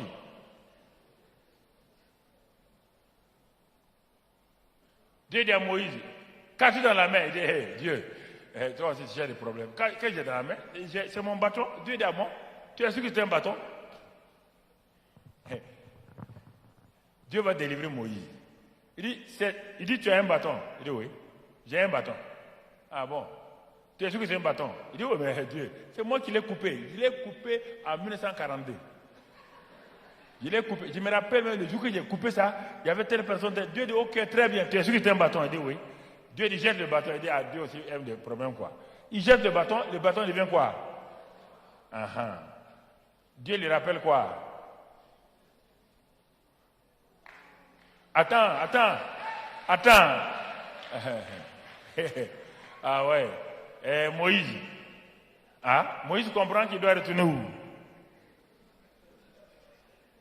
Mais il doit retourner avec le surnaturel de qui maintenant? Il a connu le surnaturel de Pharaon. Maintenant, il parle avec le surnaturel de... Voilà. Tu as connu le surnaturel de Satan. Dieu dit, il n'y a pas de problème. Moi aussi, j'ai un surnaturel. Tu dois partir avec ça. Il dit, mets ta main. Il met sa main. Sors, lève, remets, pur. Il dit, les 3 signes. Il frappe, il a frappé. L'eau, du sang. Les 3 signes des ministères que Dieu te montrait. On n'a pas le temps de parler de ça, parce qu'on parle de métamorphose. On ne parle pas du ministère, on parle de métamorphose. Les 3 signes. Les 3 signes. Qui sont les signes, qui sont les symboles que tu rentres dans un ministère de signes et de prodiges. Pour affronter Pharaon, Satan, il faut un ministère de signes et de prodiges. Établi sur un appel concret. Mais malgré ça, Moïse dit que lui, il ne va pas aller. Il ne va pas aller parce que lui ne sait pas parler. Dieu aussi va régler le cas de Moïse. Il dit, qui a fait la langue? C'est moi qui ai fait la langue. Je te donne une langue exercée. Ésaïe 50. Donne une langue exercée, un nouveau langage. Oui, tu donnes si c'est la langue là, Moïse dit, je ne pars pas. Dieu dit, tu vas partir. Et puis Dieu dit, maintenant écoute-moi, je te donne une identité nouvelle. C'est ça que Moïse n'a pas compris. Tu vois, ton frère va venir, il s'appelle Aaron. Je l'ai fait venir. Il y a 40 ans, ils t'ont oublié. Mais je suis allé parler à Aaron et je lui ai montré la route. Il est en train de venir. Hein? On ne sait pas, pendant 40 ans, on ne sait pas où tu es. Maintenant, et briquement, il lève la tête, il voit Aaron. Il dit, bon, Aaron sera ton prophète, tu seras Dieu pour Aaron. Prends le bâton dans ta main. Il prend le bâton. Il dit, il faut aller maintenant. Il dit, il y a tous les produits dans ce bâton-là. Et la suite, c'est de l'histoire. Moïse est parti. Un homme transformé, il fait quoi? Il bouleverse tout son monde. Son monde, c'est quoi? C'est délivrer son peuple. Sortir son peuple de l'esclavage. Ça, c'est le monde de Moïse. Tu vois, ça, c'est le monde de Moïse. Et Dieu t'a donné tout ce qui est dans l'Ancien Testament. Dieu t'a donné tout ça. C'est délivrer ton peuple. Ce n'est pas une délivrance tous les jours dans l'église. Tous les jours, les petits démons de sciatiques là, au nom de Jésus, sort. Au nom de Jésus, sort. Au nom de Jésus, sort. Non, ne vous fatiguez pas avec ça là. Satan vous épuise avec des choses comme ça. Matin, midi, soir, 5 personnes, 10 personnes. Toi, un pasteur, tu ne peux pas mettre 5 minutes pour chasser les démons, il faut toute une journée.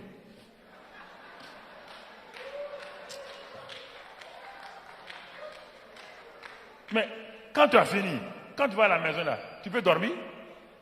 Tu es fatigué, épuisé. Les démons aiment ça. Ils t'épuisent, ils perdent tout ton temps dans la délivrance. Dans la délivrance. Quand même. Un homme de Dieu.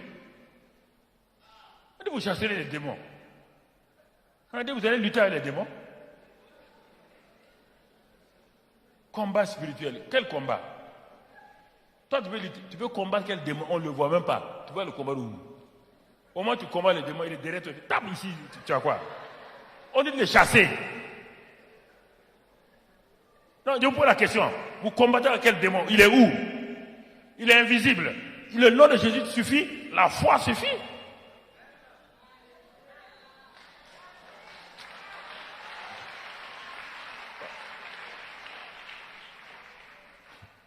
Est-ce qu'on a dit que le pasteur doit chasser les démons de tout le monde?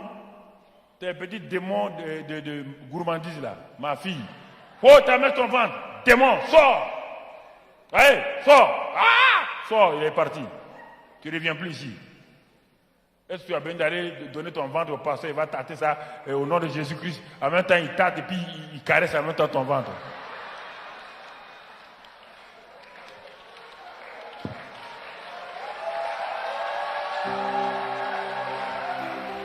Non, il faut arrêter. Vous avez l'autorité, fille, vous avez l'autorité. Ils chasseront les démons à mon nom. Tu es dans la famille de Jésus, non? Le nom de Jésus t'appartient, oui ou non? Si tu es dans la famille Kwame, le nom de Kwame t'appartient, oui ou non? Partout où tu vas, tu es un Kwame, oui ou non? Tu es dans la famille de Jésus, le nom de Jésus t'appartient. Et au nom de Jésus-Christ, tout genou ploie où? Dans les cieux, sur la terre et sous la terre. Au nom de Jésus. Tu n'as même pas confiance au nom de Jésus. C'est pourquoi tu n'as pas confiance en Dieu. On dit au nom de Jésus. Est-ce qu'on a dit au nom de Jésus, tu vas faire comme ça? On dit simplement au nom de... Les démons font quoi? Devant quel nom? Devant ton sport? Hein? Alors pourquoi au nom de Jésus, il y a quoi? Je ne sais pas. Pourquoi? Mais en 73, 74, quand on est né là, on ne faisait pas ça. Tu te ramènes déjà en 73, 72, au stade, au Fouet-Boigny, avec Jacques Giraud. Tu n'étais pas né pour beaucoup d'entre vous. Le stade au Fouet-Boigny était rempli. Le sac Champoux était rempli de gens. Quand Jacques Giraud s'arrêtait, les bossus étaient là. Beaucoup de policiers qu'on avait envoyés pour surveiller les gens aux stations, devenus chrétiens à cause de ça, des journalistes. Des bossus comme ça. Quand Jacques Giraud s'arrêtait de l'autre côté, quand il dit au nom de Jésus-Christ, les bossus, il faut d'un seul coup. Est-ce qu'il a mis 20 minutes? Le nom de Jésus est capable. Mais si tu n'as pas confiance dans ce nom-là, le problème c'est que tu n'as pas confiance dans le nom de Jésus. Le nom de Jésus est le nom de Jésus. On n'ajoute rien, on ne fait rien. Le jeûne ne l'agrandit pas, la peur ne l'agrandit pas, le péché ne l'agrandit pas, ne le diminue pas. Le nom de Jésus est le nom de... Il opère devant les démons. Il opère devant les circonstances. Mais, si tu n'as pas foi en ce nom-là, Pierre dit, quand on a arrêté Pierre, comment vous avez fait que le parti dit, c'est la foi au nom de... qui a amené ce parti à s'éteindre. La foi en son nom. Quand tu pars là, tu as foi dans quel nom? Tout est là. Foi dans le nom de Jésus.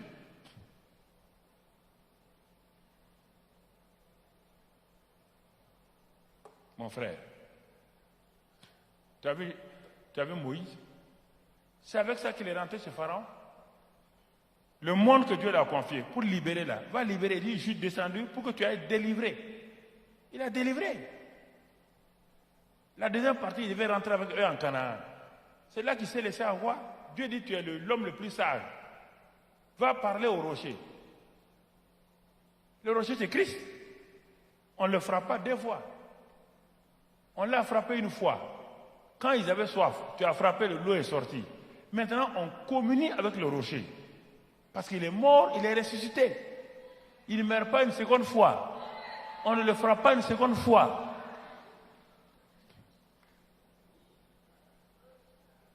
C'est ça qui a fait échouer Moïse. Mais il est resté l'ami de Dieu jusqu'à sa mort. Puisque la preuve est que c'est Dieu qui a enterré Moïse. Puisque quand Michel est parti, il a lutté avec Satan Satan voulait arracher le corps de Moïse. Il est écrit dans la Bible. Mais Moïse a dit que l'Éternel te réprimande, Satan. Enlève ta main. C'est l'ami de Dieu. C'est l'ami de Dieu. Sur la montagne de la transgression, tu as vu qui? Tu as vu Élie et Moïse? La mort de Moïse est une mort énigmatique. Hein? Tu l'as vu? Élie a été enlevé vivant, mais Moïse, on dit qu'il est mort. Mais il est mort. Où est le... Tu es déjà parti en Israël. Tu as déjà vu le tombeau de Moïse? Hein? On t'a déjà montré le tombeau de Moïse. Pourtant, il est mort. Ah, il est mort, comment je ne sais pas. Mais ce qui est sûr, Dieu a dit de monter sur la montagne pour mourir. Le gars est monté sur la montagne pour mourir. Le gars n'est pas malade. Dieu dit, meurs. Il dit, hey, on meurt comment? Non!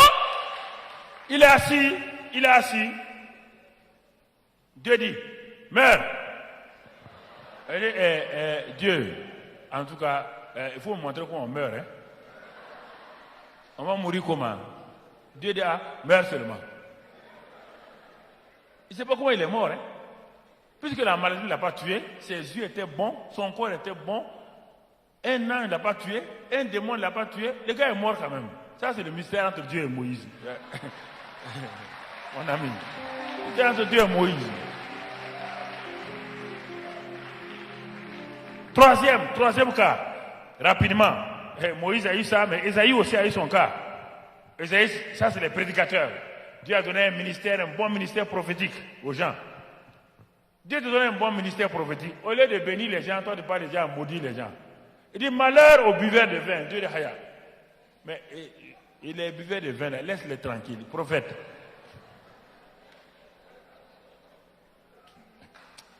Les gens. Dieu te donne un bon ministère prophétique. Toi tu parles le temps. Et lis dans Ésaïe 1, jusqu'à Ésaïe 6. Il a dit au moins 7-8 fois malheur. Quand il voit quelqu'un, il dit tu es en train de faire quoi? Prophète, je suis en train de construire ma villa. Il dit malheur. Malheur au bâtisseur de villa. Malheur. Tu es en train de faire quoi? Je suis en train de construire une grande église. Il dit malheur à toi. On ne construit pas de grande église ici. Malheur à toi. Tu as fait quoi? J'ai fait une église avec climatiseur. Il dit ça c'est terrible. Climatiseur. Malheur à toi. Malheur. Lis là-dedans. Un gars qui a un ministère prophétique, mais il est limité. Dans son langage, dans son jugement, il est limité. Dieu a suscité des prophètes authentiques parmi les jeunes gens. Mais vous passez votre temps à vous limiter à parler de la vie des gens. Vous n'êtes pas des prophètes protocolaires. Dépassez ça un peu là. Ma fille, j'ai vu. Tout le temps, j'ai vu. Tu as vu quoi?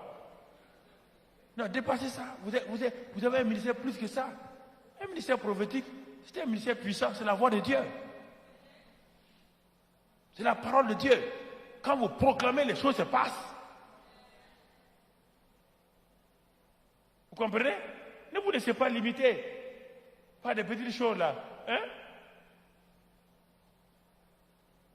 Tu vas devenir prophète de Yopougon seulement.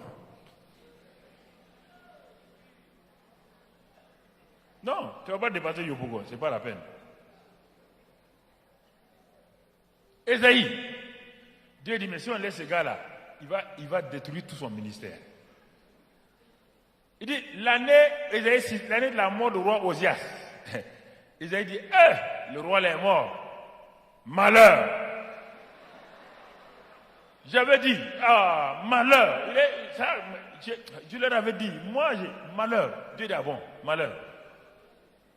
Brusquement, Dieu ouvre ses yeux. Il voit quoi? Dieu assis sur son. Et puis, il voit quoi? Des chérubins, des séraphins qui criaient les uns aux autres, Saint, Saint, Saint, et l'Éternel des armées. Il dit, hein?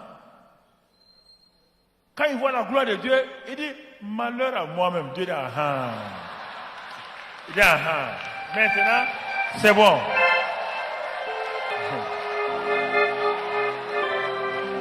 Malheur à moi-même. Dieu dit, ton ministère là est bien maintenant. Malheur à moi-même. Il dit, j'ai vu l'Éternel des armées.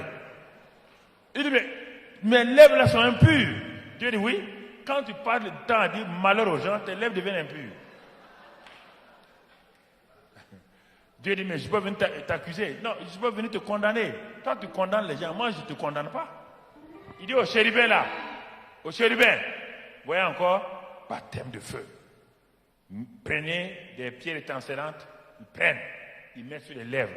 Parce que ce sont ces lèvres qui parlaient mal. Il était un bon prophète, il avait l'onction, mais ses paroles n'étaient pas dirigées par le Saint-Esprit.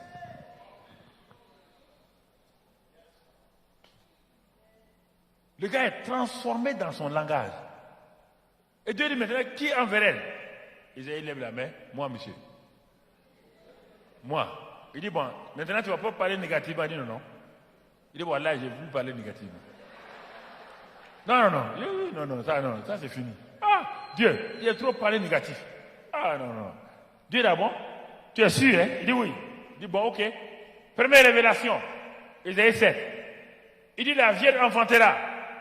Isaïe, la Vierge enfantera. Il dit, bon, quand elle sera mariée, Dieu dit non. La Vierge enfantera. Tu n'as pas dit que tu vas parler, non? Il dit oui. Va dire au monde que la Vierge sans mari.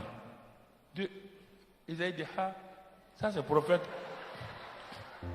C'est le prophète nouveau modèle. Hein? Mais tu vas gâter mon ministère. Dieu dit non, c'est le ministère métamorphosé comme ça.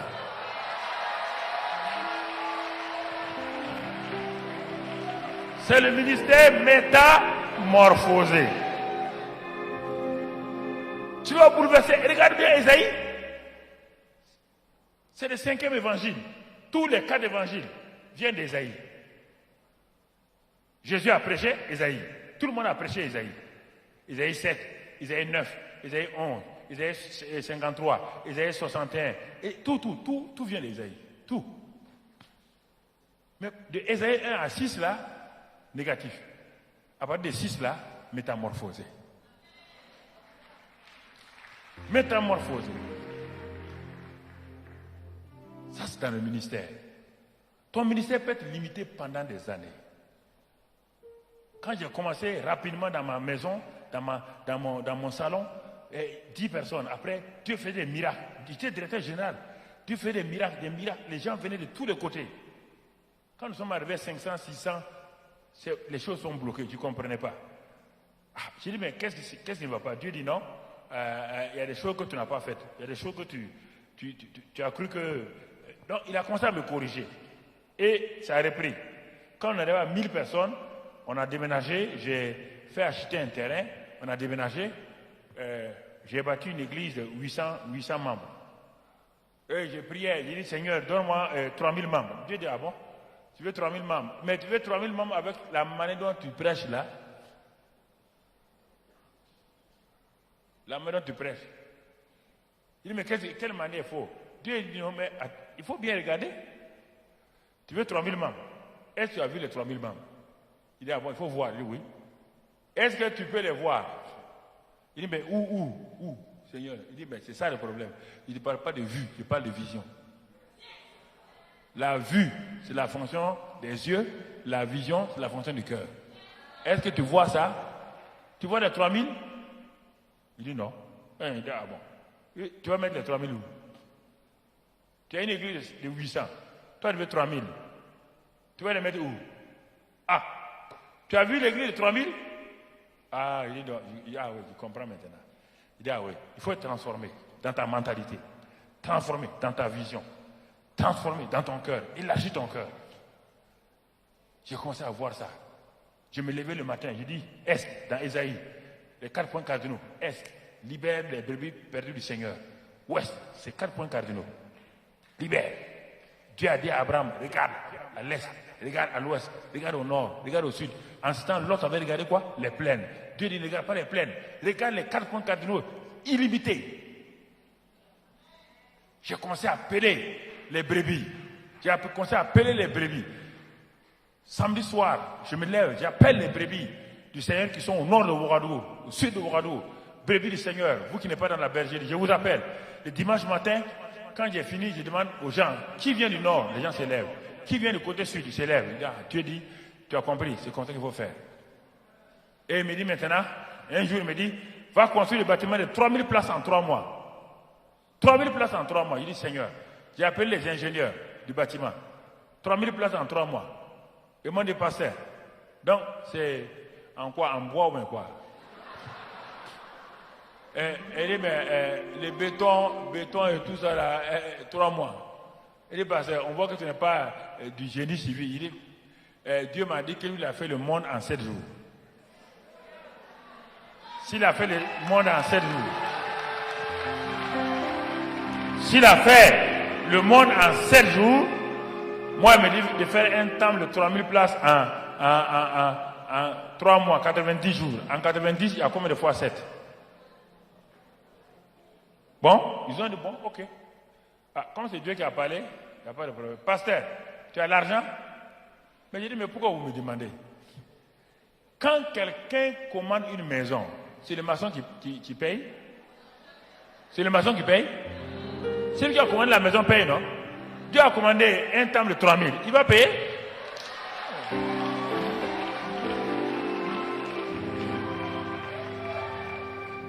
Pourquoi aller s'enfermer, pleurer, gêner? Pourquoi? Quand on dit, tu appelles un maçon, venir construire ta maison, il s'en va pleurer? Il s'en va gêner? Il est tranquille? Il vient d'avoir un marché? Oui ou non? Je ne sais pas. Dieu vous fait confiance, il veut vous élever, de construire des temples, vous êtes en train d'aller gêner, prier. Tu vas faire quoi? J'ai pris ma valise, j'ai commencé à tourner, à aller prêcher. Dieu dit, il faut que tu saches. Quand ils m'ont donné la facture, je suis allé. Là, je suis rentré dans l'église, il n'y avait personne. Je suis rentré dans l'église, je suis venu m'arrêter là. La chair est là, je me suis arrêté là. Et j'ai sorti tous les devis des architectes là, tout. J'ai dit à Dieu, tu sais lire, hein, il faut lire. Voilà. Moi, je ne regarde pas, hein. Moi, je ne regarde pas. Ils ont dit que c'est comme... tu as lu, non? Ils ont dit que c'est ça. Moi, je n'ai pas ça. Dieu dit que ce n'est pas un problème. Il faut lire. Je suis parti, je suis sorti. En 3 mois, ça s'est passé. Texte.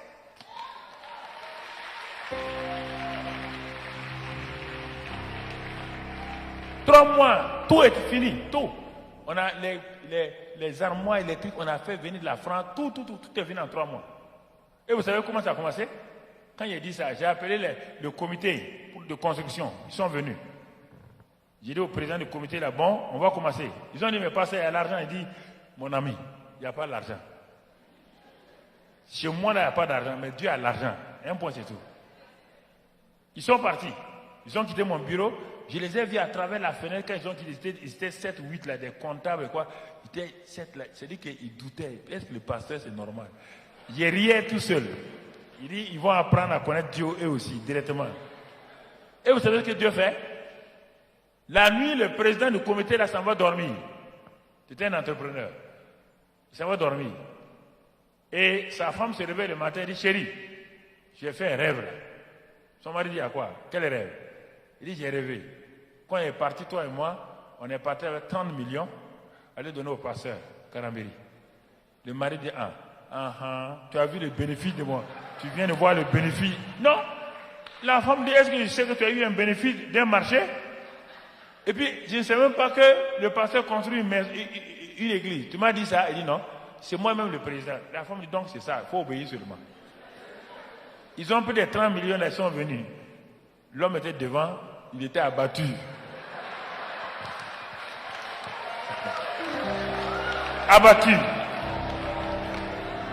Abattu, languissant, comme une brebis sans espérance. Ils sont rentrés, ils se sont assis. J'ai dit, il y a quoi, frère? C'est la femme qui parle. Tu sais, les femmes sont joyeuses, elles sont là. Elle a dit, j'ai eu un rêve là. Dieu m'a dit, ma soeur, c'est ça même, c'est ça.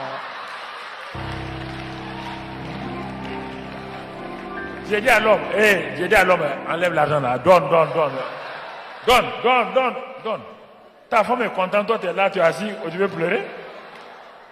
Quand il a donné ça, même pas un mois, un grand marché, il est venu maintenant, il dit bon, le grand marché là, 10 000 francs, des fois on voit encore. Mais c'est comme ça. C'est comme ça qu'ils ont fait. Actuellement, on est en train de faire, l'apôtre nous a donné des conseils le jour où il est venu, on est en train de faire le bâtiment de 10 000 places. Donc, l'apôtre a donné les choses.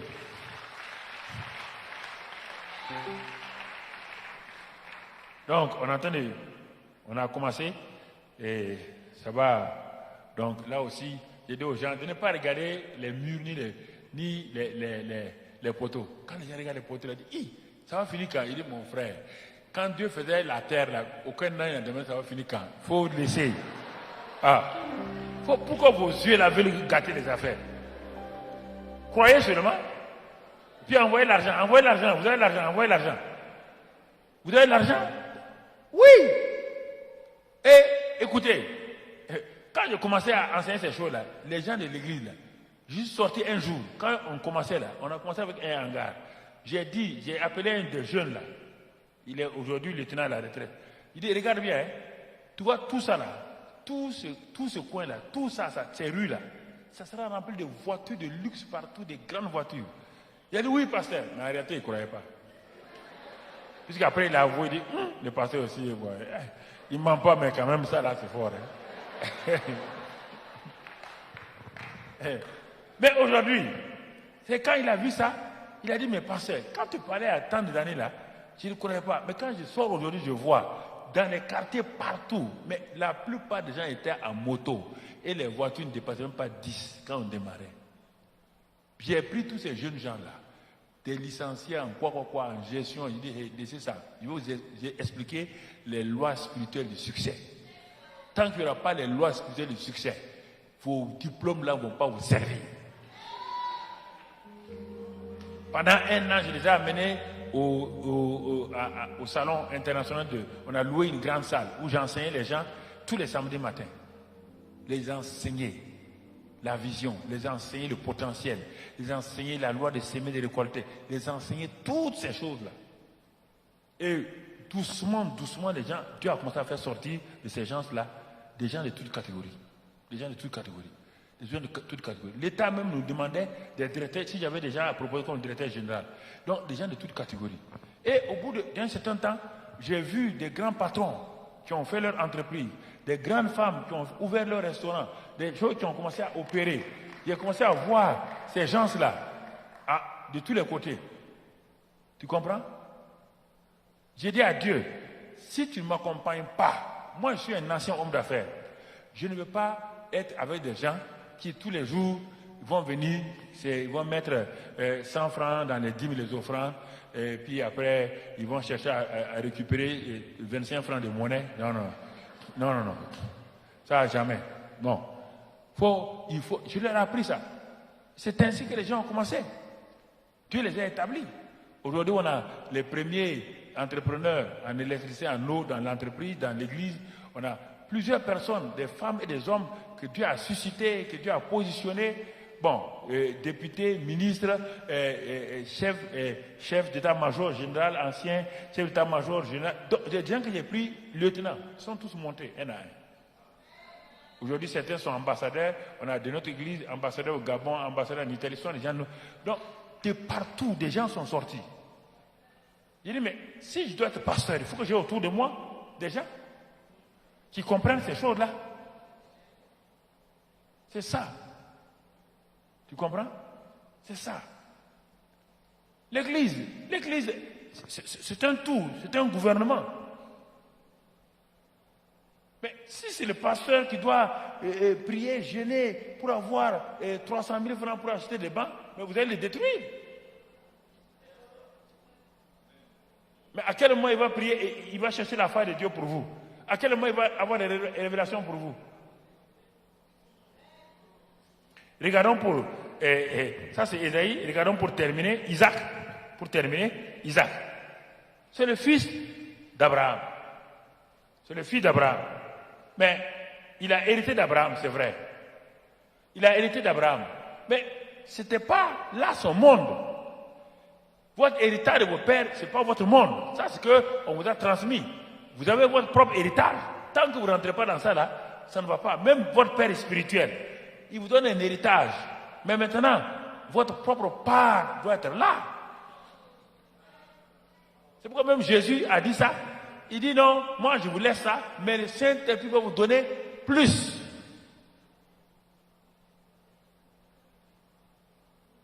Isaac, le fils de la promesse. Mais il est dans une foi limitée concernant les affaires, concernant la prospérité. Dans une foi très limitée. Ah oui, mon papa Abraham était béni. Il a dit que je contrôler la porte de mes ennemis. Il a dit beaucoup de choses. C'est très bien. Maintenant, j'ai des animaux, j'ai tout. Mais Dieu dit, mais Abraham, Isaac, mais il faut entrer dans ton monde. Il dit, mais non, c'est bon comme ça. Mon papa m'a tout laissé. Et Dieu permet qu'il y ait une famille. Et la famille était en train de détruire le troupeau d'Isaac. Isaac dit, bon, comme j'ai eu l'héritage de mon père, et mon père m'a dit que la plupart de son héritage, il a eu ça en Égypte, quand il y avait une famine. Donc je vais descendre aussi à Tu dis, ah bon? Oh, c'est comme ça que tu vas faire. Ton papa est parti vendre ta maman en Égypte, avoir l'argent. Tu vas le vendre qui pourrait avoir l'argent? Il dit, mais l'argent que ton papa a eu pour sortir, demain les bœufs là, c'était quoi? Il a vendu sa femme à qui? À Pharaon. Il a dit à ta mère qu'elle n'est pas ta femme, elle est ta soeur. Et Pharaon a pris, heureusement que j'ai empêché Pharaon de toucher à ta maman. Mais quand Pharaon lui a donné beaucoup de biens là, il n'a pas fait la restitution. On te donne ta femme, tu dois faire quoi?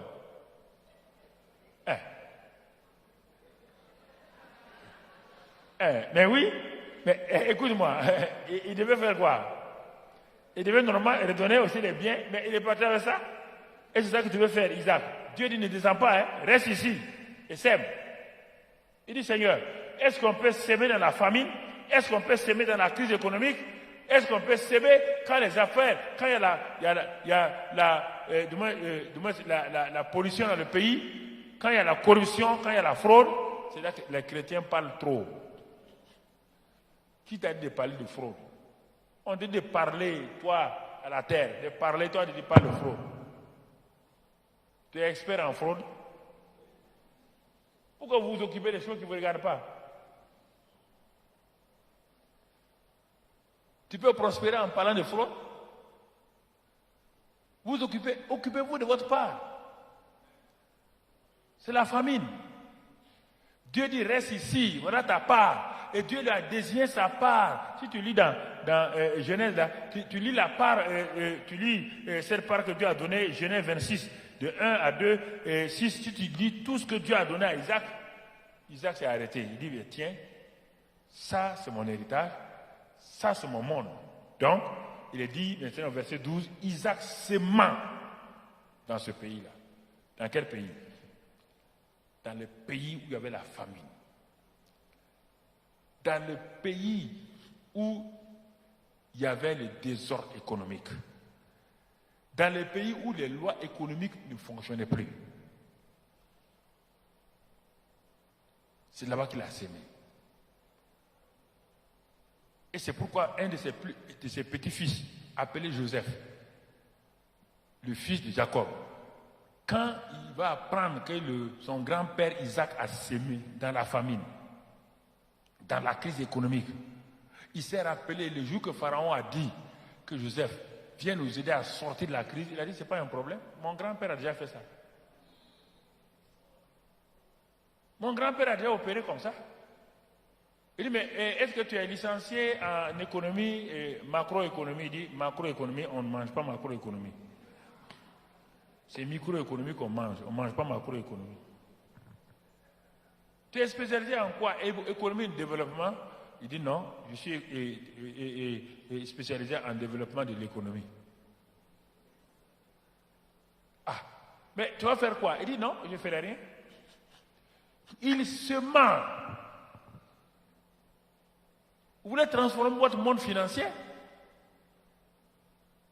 Il faut que vous soyez transformé dans votre foi aux lois économiques de Dieu. Si vous voulez regarder les lois de ce monde, les lois de l'Égypte, ces lois-là ne fonctionnent pas, elles sont arrêtées. La crise de 1929 a montré que les lois ne sont pas bonnes. Et c'est pourquoi on a amené les choses de Bretton Woods, le Fonds monétaire, la Banque mondiale. La théorie de Keynes a marché jusqu'à ce moment-là. Mais aujourd'hui, les lois économiques ne marchent plus. On dit que pour qu'un bien soit rare, sa qualité c'est la rareté. Un bien soit économique, c'est la rareté.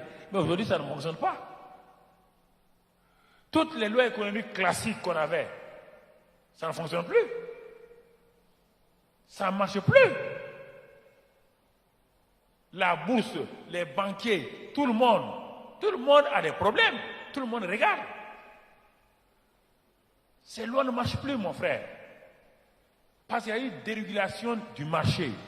Le marché financier n'est plus un marché avec ses lois. Le marché monétaire ne fonctionne plus avec ces lois-là. C'est dans cette situation-là, chrétien, dans cette crise-là, qu'on va rentrer. Qu'on a déjà mis le pied là-dedans. Que vas-tu faire? Je vais terminer par là. Que vas-tu faire? Isaac était là. Il ne sait plus quoi faire. Il regarde, aucune loi ne fonctionne. S'il va en Égypte, il sera esclave de la mentalité égyptienne. Dieu veut changer la mentalité d'Isaac. Dieu veut changer notre mentalité économique, financière. Nous sommes habitués à la loi du marché, de la demande et de l'offre.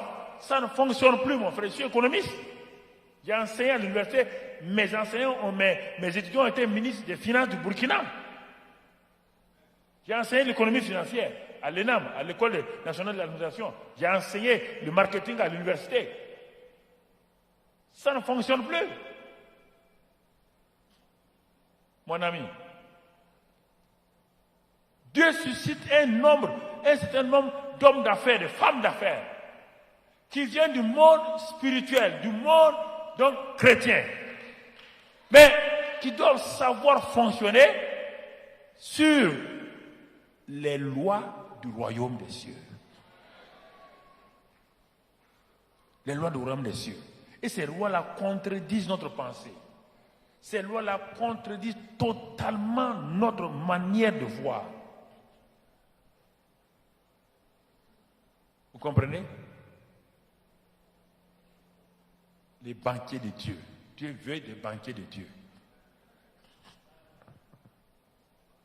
Des gens qui... Regardez même humainement, naturellement déjà, avant de continuer, naturellement. Regardez toutes les religions de ce monde-là. Quelles sont les autres religions qui dépendent de la loi du demande et de l'offre? Montrez-moi. Les autres religions, sans les nommer, regardez leur argent qui circule partout. Ils financent leur religion là comme rien. Oui ou non? Les gens donnent des milliards comme rien, apôtre, dans les autres religions. Ils donnent des milliards comme rien. Milliards. Ils donnent ça comme ça.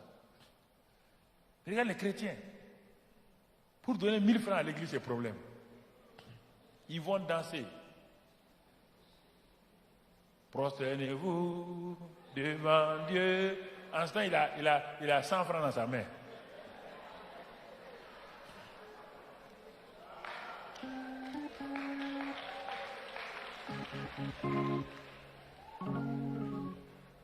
C'est ça qu'un jour, un homme dans une église à Dakar a fait ça. Chaque dimanche, quand on dit prosternez-vous, le gars il danse à son grand mouvement en bassin. Il vient, il plonge sa main dans le panier. Et puis il pose l'argent. Il dit, le gars il pose l'argent.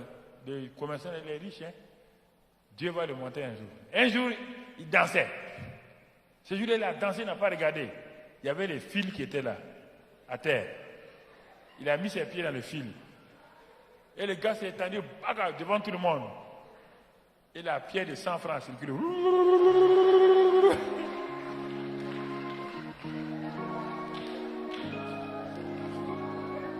Les gens ont dit, Safurla.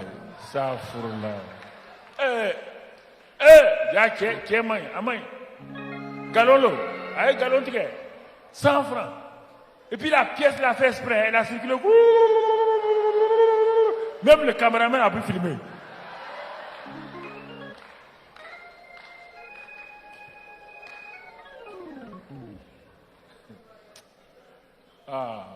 Seigneur.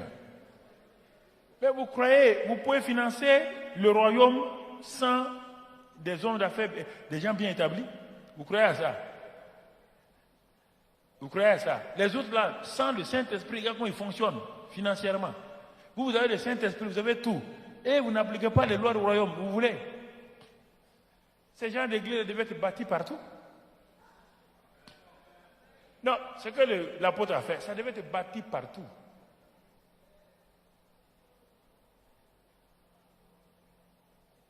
Les lieux de culte de chaque religion, quand on regarde, en proportion, chaque religion, leur lieu de culte, les bâtiments en dur, finis là, sont presque à 90%.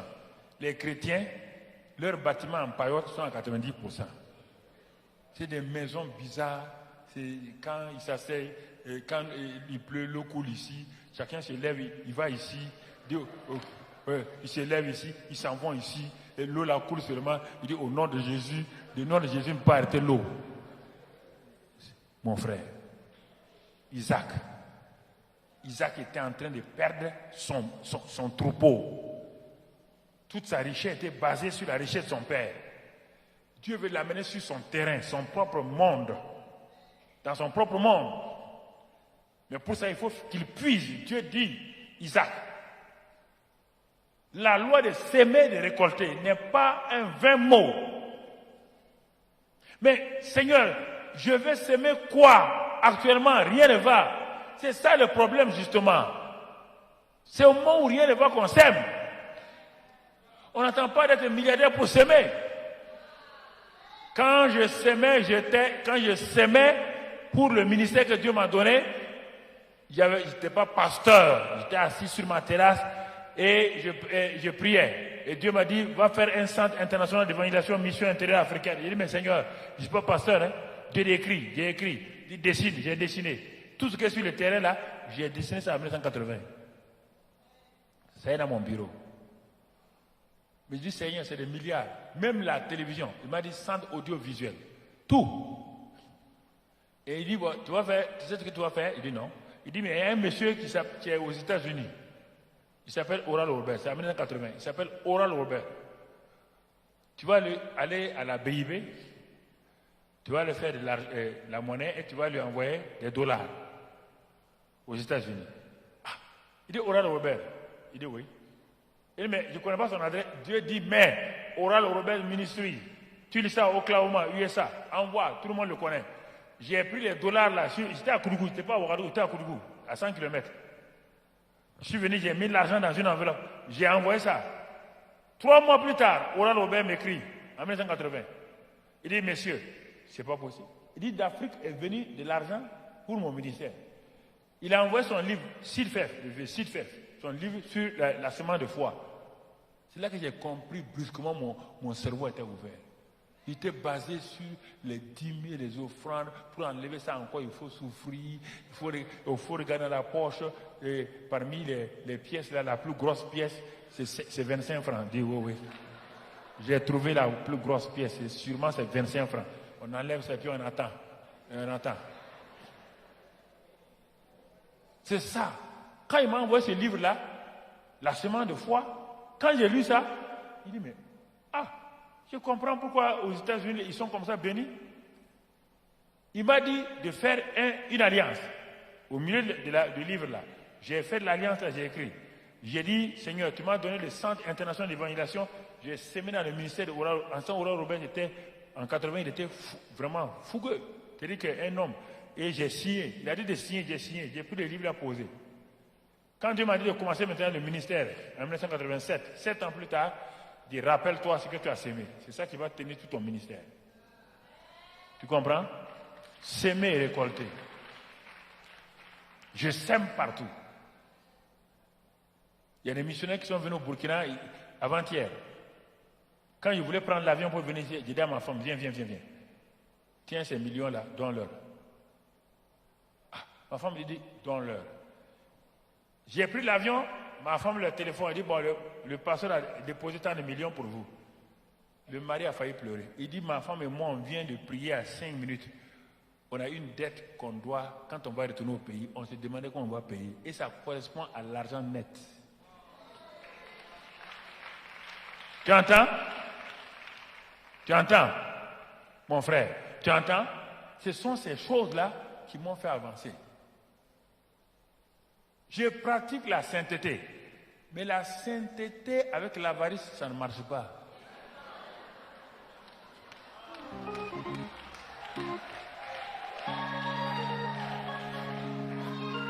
Les chrétiens les plus saints, quand tu les vois, ils marchent comme des gens qui ont mangé des fourmis maillantes.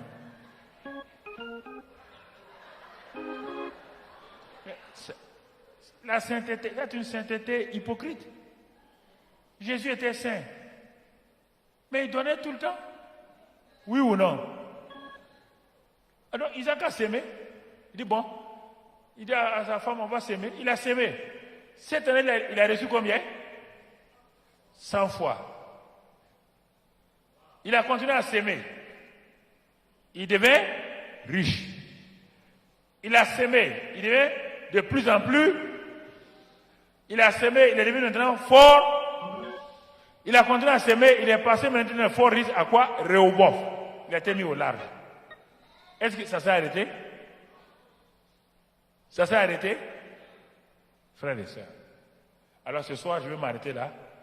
Quel est le domaine où Dieu, parmi les 4 là, demain je vais continuer le reste. Les 4 domaines là, écoute-moi. Écoute-moi maintenant mon frère. C'est la partie prière, 5 minutes. 5 minutes. La partie prière. Et puis on va aller. Réfléchis toi-même. À quel niveau te trouves-tu ce soir-là? Tu es ici. À quel niveau? Est-ce que tu es au niveau de Jacob? Dieu t'a donné un monde que tu dois impacter et tu es là à tourner à cause de l'identité, de lutte d'identité. Tu n'arrives pas à te stabiliser, tu n'arrives pas à aller de l'avant et à cause de ça, malgré les promesses de Dieu, malgré tes jeûnes et prières, rien ne va. Alors, tiens-toi debout si tu es dans le cas de Jacob ce soir. Si tu es dans le cas, mon frère, de Moïse, qui, à cause de certains problèmes, tu as eu peur, ton passé t'a rattrapé et tu n'arrives pas à libérer le peuple que Dieu t'a confié. Et tu te poses la question, toi aussi tu te tiens debout. Es-tu comme Ésaïe? Ésaïe simplement ce soir, Ésaïe, ton langage est négatif. Tu parles mal de toi-même, tu parles négativement et tu n'arrives pas à te libérer ton langage. Tu te tiens debout aussi. Ou bien tu es comme Isaac et tu n'arrives pas à saisir la loi de s'aimer, de récolter. Alors tiens-toi debout ce soir et Mets ta main sur ton cœur. Dis avec moi, ô Seigneur, je me tiens devant toi ce soir. Je reconnais que je ne me suis pas laissé métamorphoser. Assez métamorphosé pour faire une percée dans le monde que tu m'as confié. Comme Jacob, comme Moïse, Isaac, Ésaü, comme tous ces hommes-là, j'ai été limité. Parce que ma métamorphose n'a pas été profonde. C'est pourquoi ce soir, Seigneur, je me tiens là et je te remercie. Parce que tu as ouvert mes yeux plus sur des choses qui ne fonctionnaient pas. À partir de maintenant, je vais faire comme ceux qui m'ont devancé. Et je vais avancer dans mon territoire, dans le monde que tu m'as confié. Comme Jacob, je veux te rencontrer face à face, dans mon temps de prière, dans mon temps de retraite. Seigneur, viens et que je te rencontre d'une façon nouvelle, afin qu'en sortant de là, je sois transformé en un prince, en un Israël qui affecte sa génération. Merci Père, sois béni. Je vais être aussi comme Moïse, qui avait eu ce privilège d'affecter son monde en libérant son peuple. Quand je regarde autour de moi, des multitudes sont liées, ils sont esclaves du péché, de la maladie, de la mort prématurée, de la misère, alors que moi je suis là, comme Moïse, encore dans la peur, lié par le rejet, par les blessures, par les liens du passé. Mais ce soir, que ton feu me libère totalement et que je parte pour libérer ces hommes et ces femmes. Je vais être comme Ésaü, car mon langage parfois était négatif. Paroles négatives, paroles de malédiction, prononcées sur moi-même. Mais ce soir, je prends la décision de renoncer à toutes ces paroles. Seigneur, que le feu du Saint-Esprit touche mes lèvres, touche ma langue, et que ma langue soit totalement transformée. Merci ce soir pour ce feu-là qui purifie mes lèvres, au nom de Christ Jésus. Seigneur, je vais être comme Isaac. Oh, mes finances sont au plus bas. Financièrement, je n'arrive pas à m'en sortir. Je suis en dessous de mes limites. Mais Seigneur, comme Isaac était limité, mais il a obéi, il a pratiqué la loi de s'aimer et de récolter. À partir de maintenant, je vais moi aussi, quoi qu'il advienne, pratiquer la loi de s'aimer et de récolter. À partir de maintenant, Seigneur, ces 4 caractères-là deviennent mon caractère. Et à partir de maintenant, je sors avec une vie métamorphosée pour bouleverser mon monde. Je te remercie ce soir pour ta grâce, ta fidélité et ton amour. Sois béni et sois loué pour tous tes bienfaits. Au nom de Christ Jésus. Amen, amen, amen, amen. Que le Seigneur vous bénisse.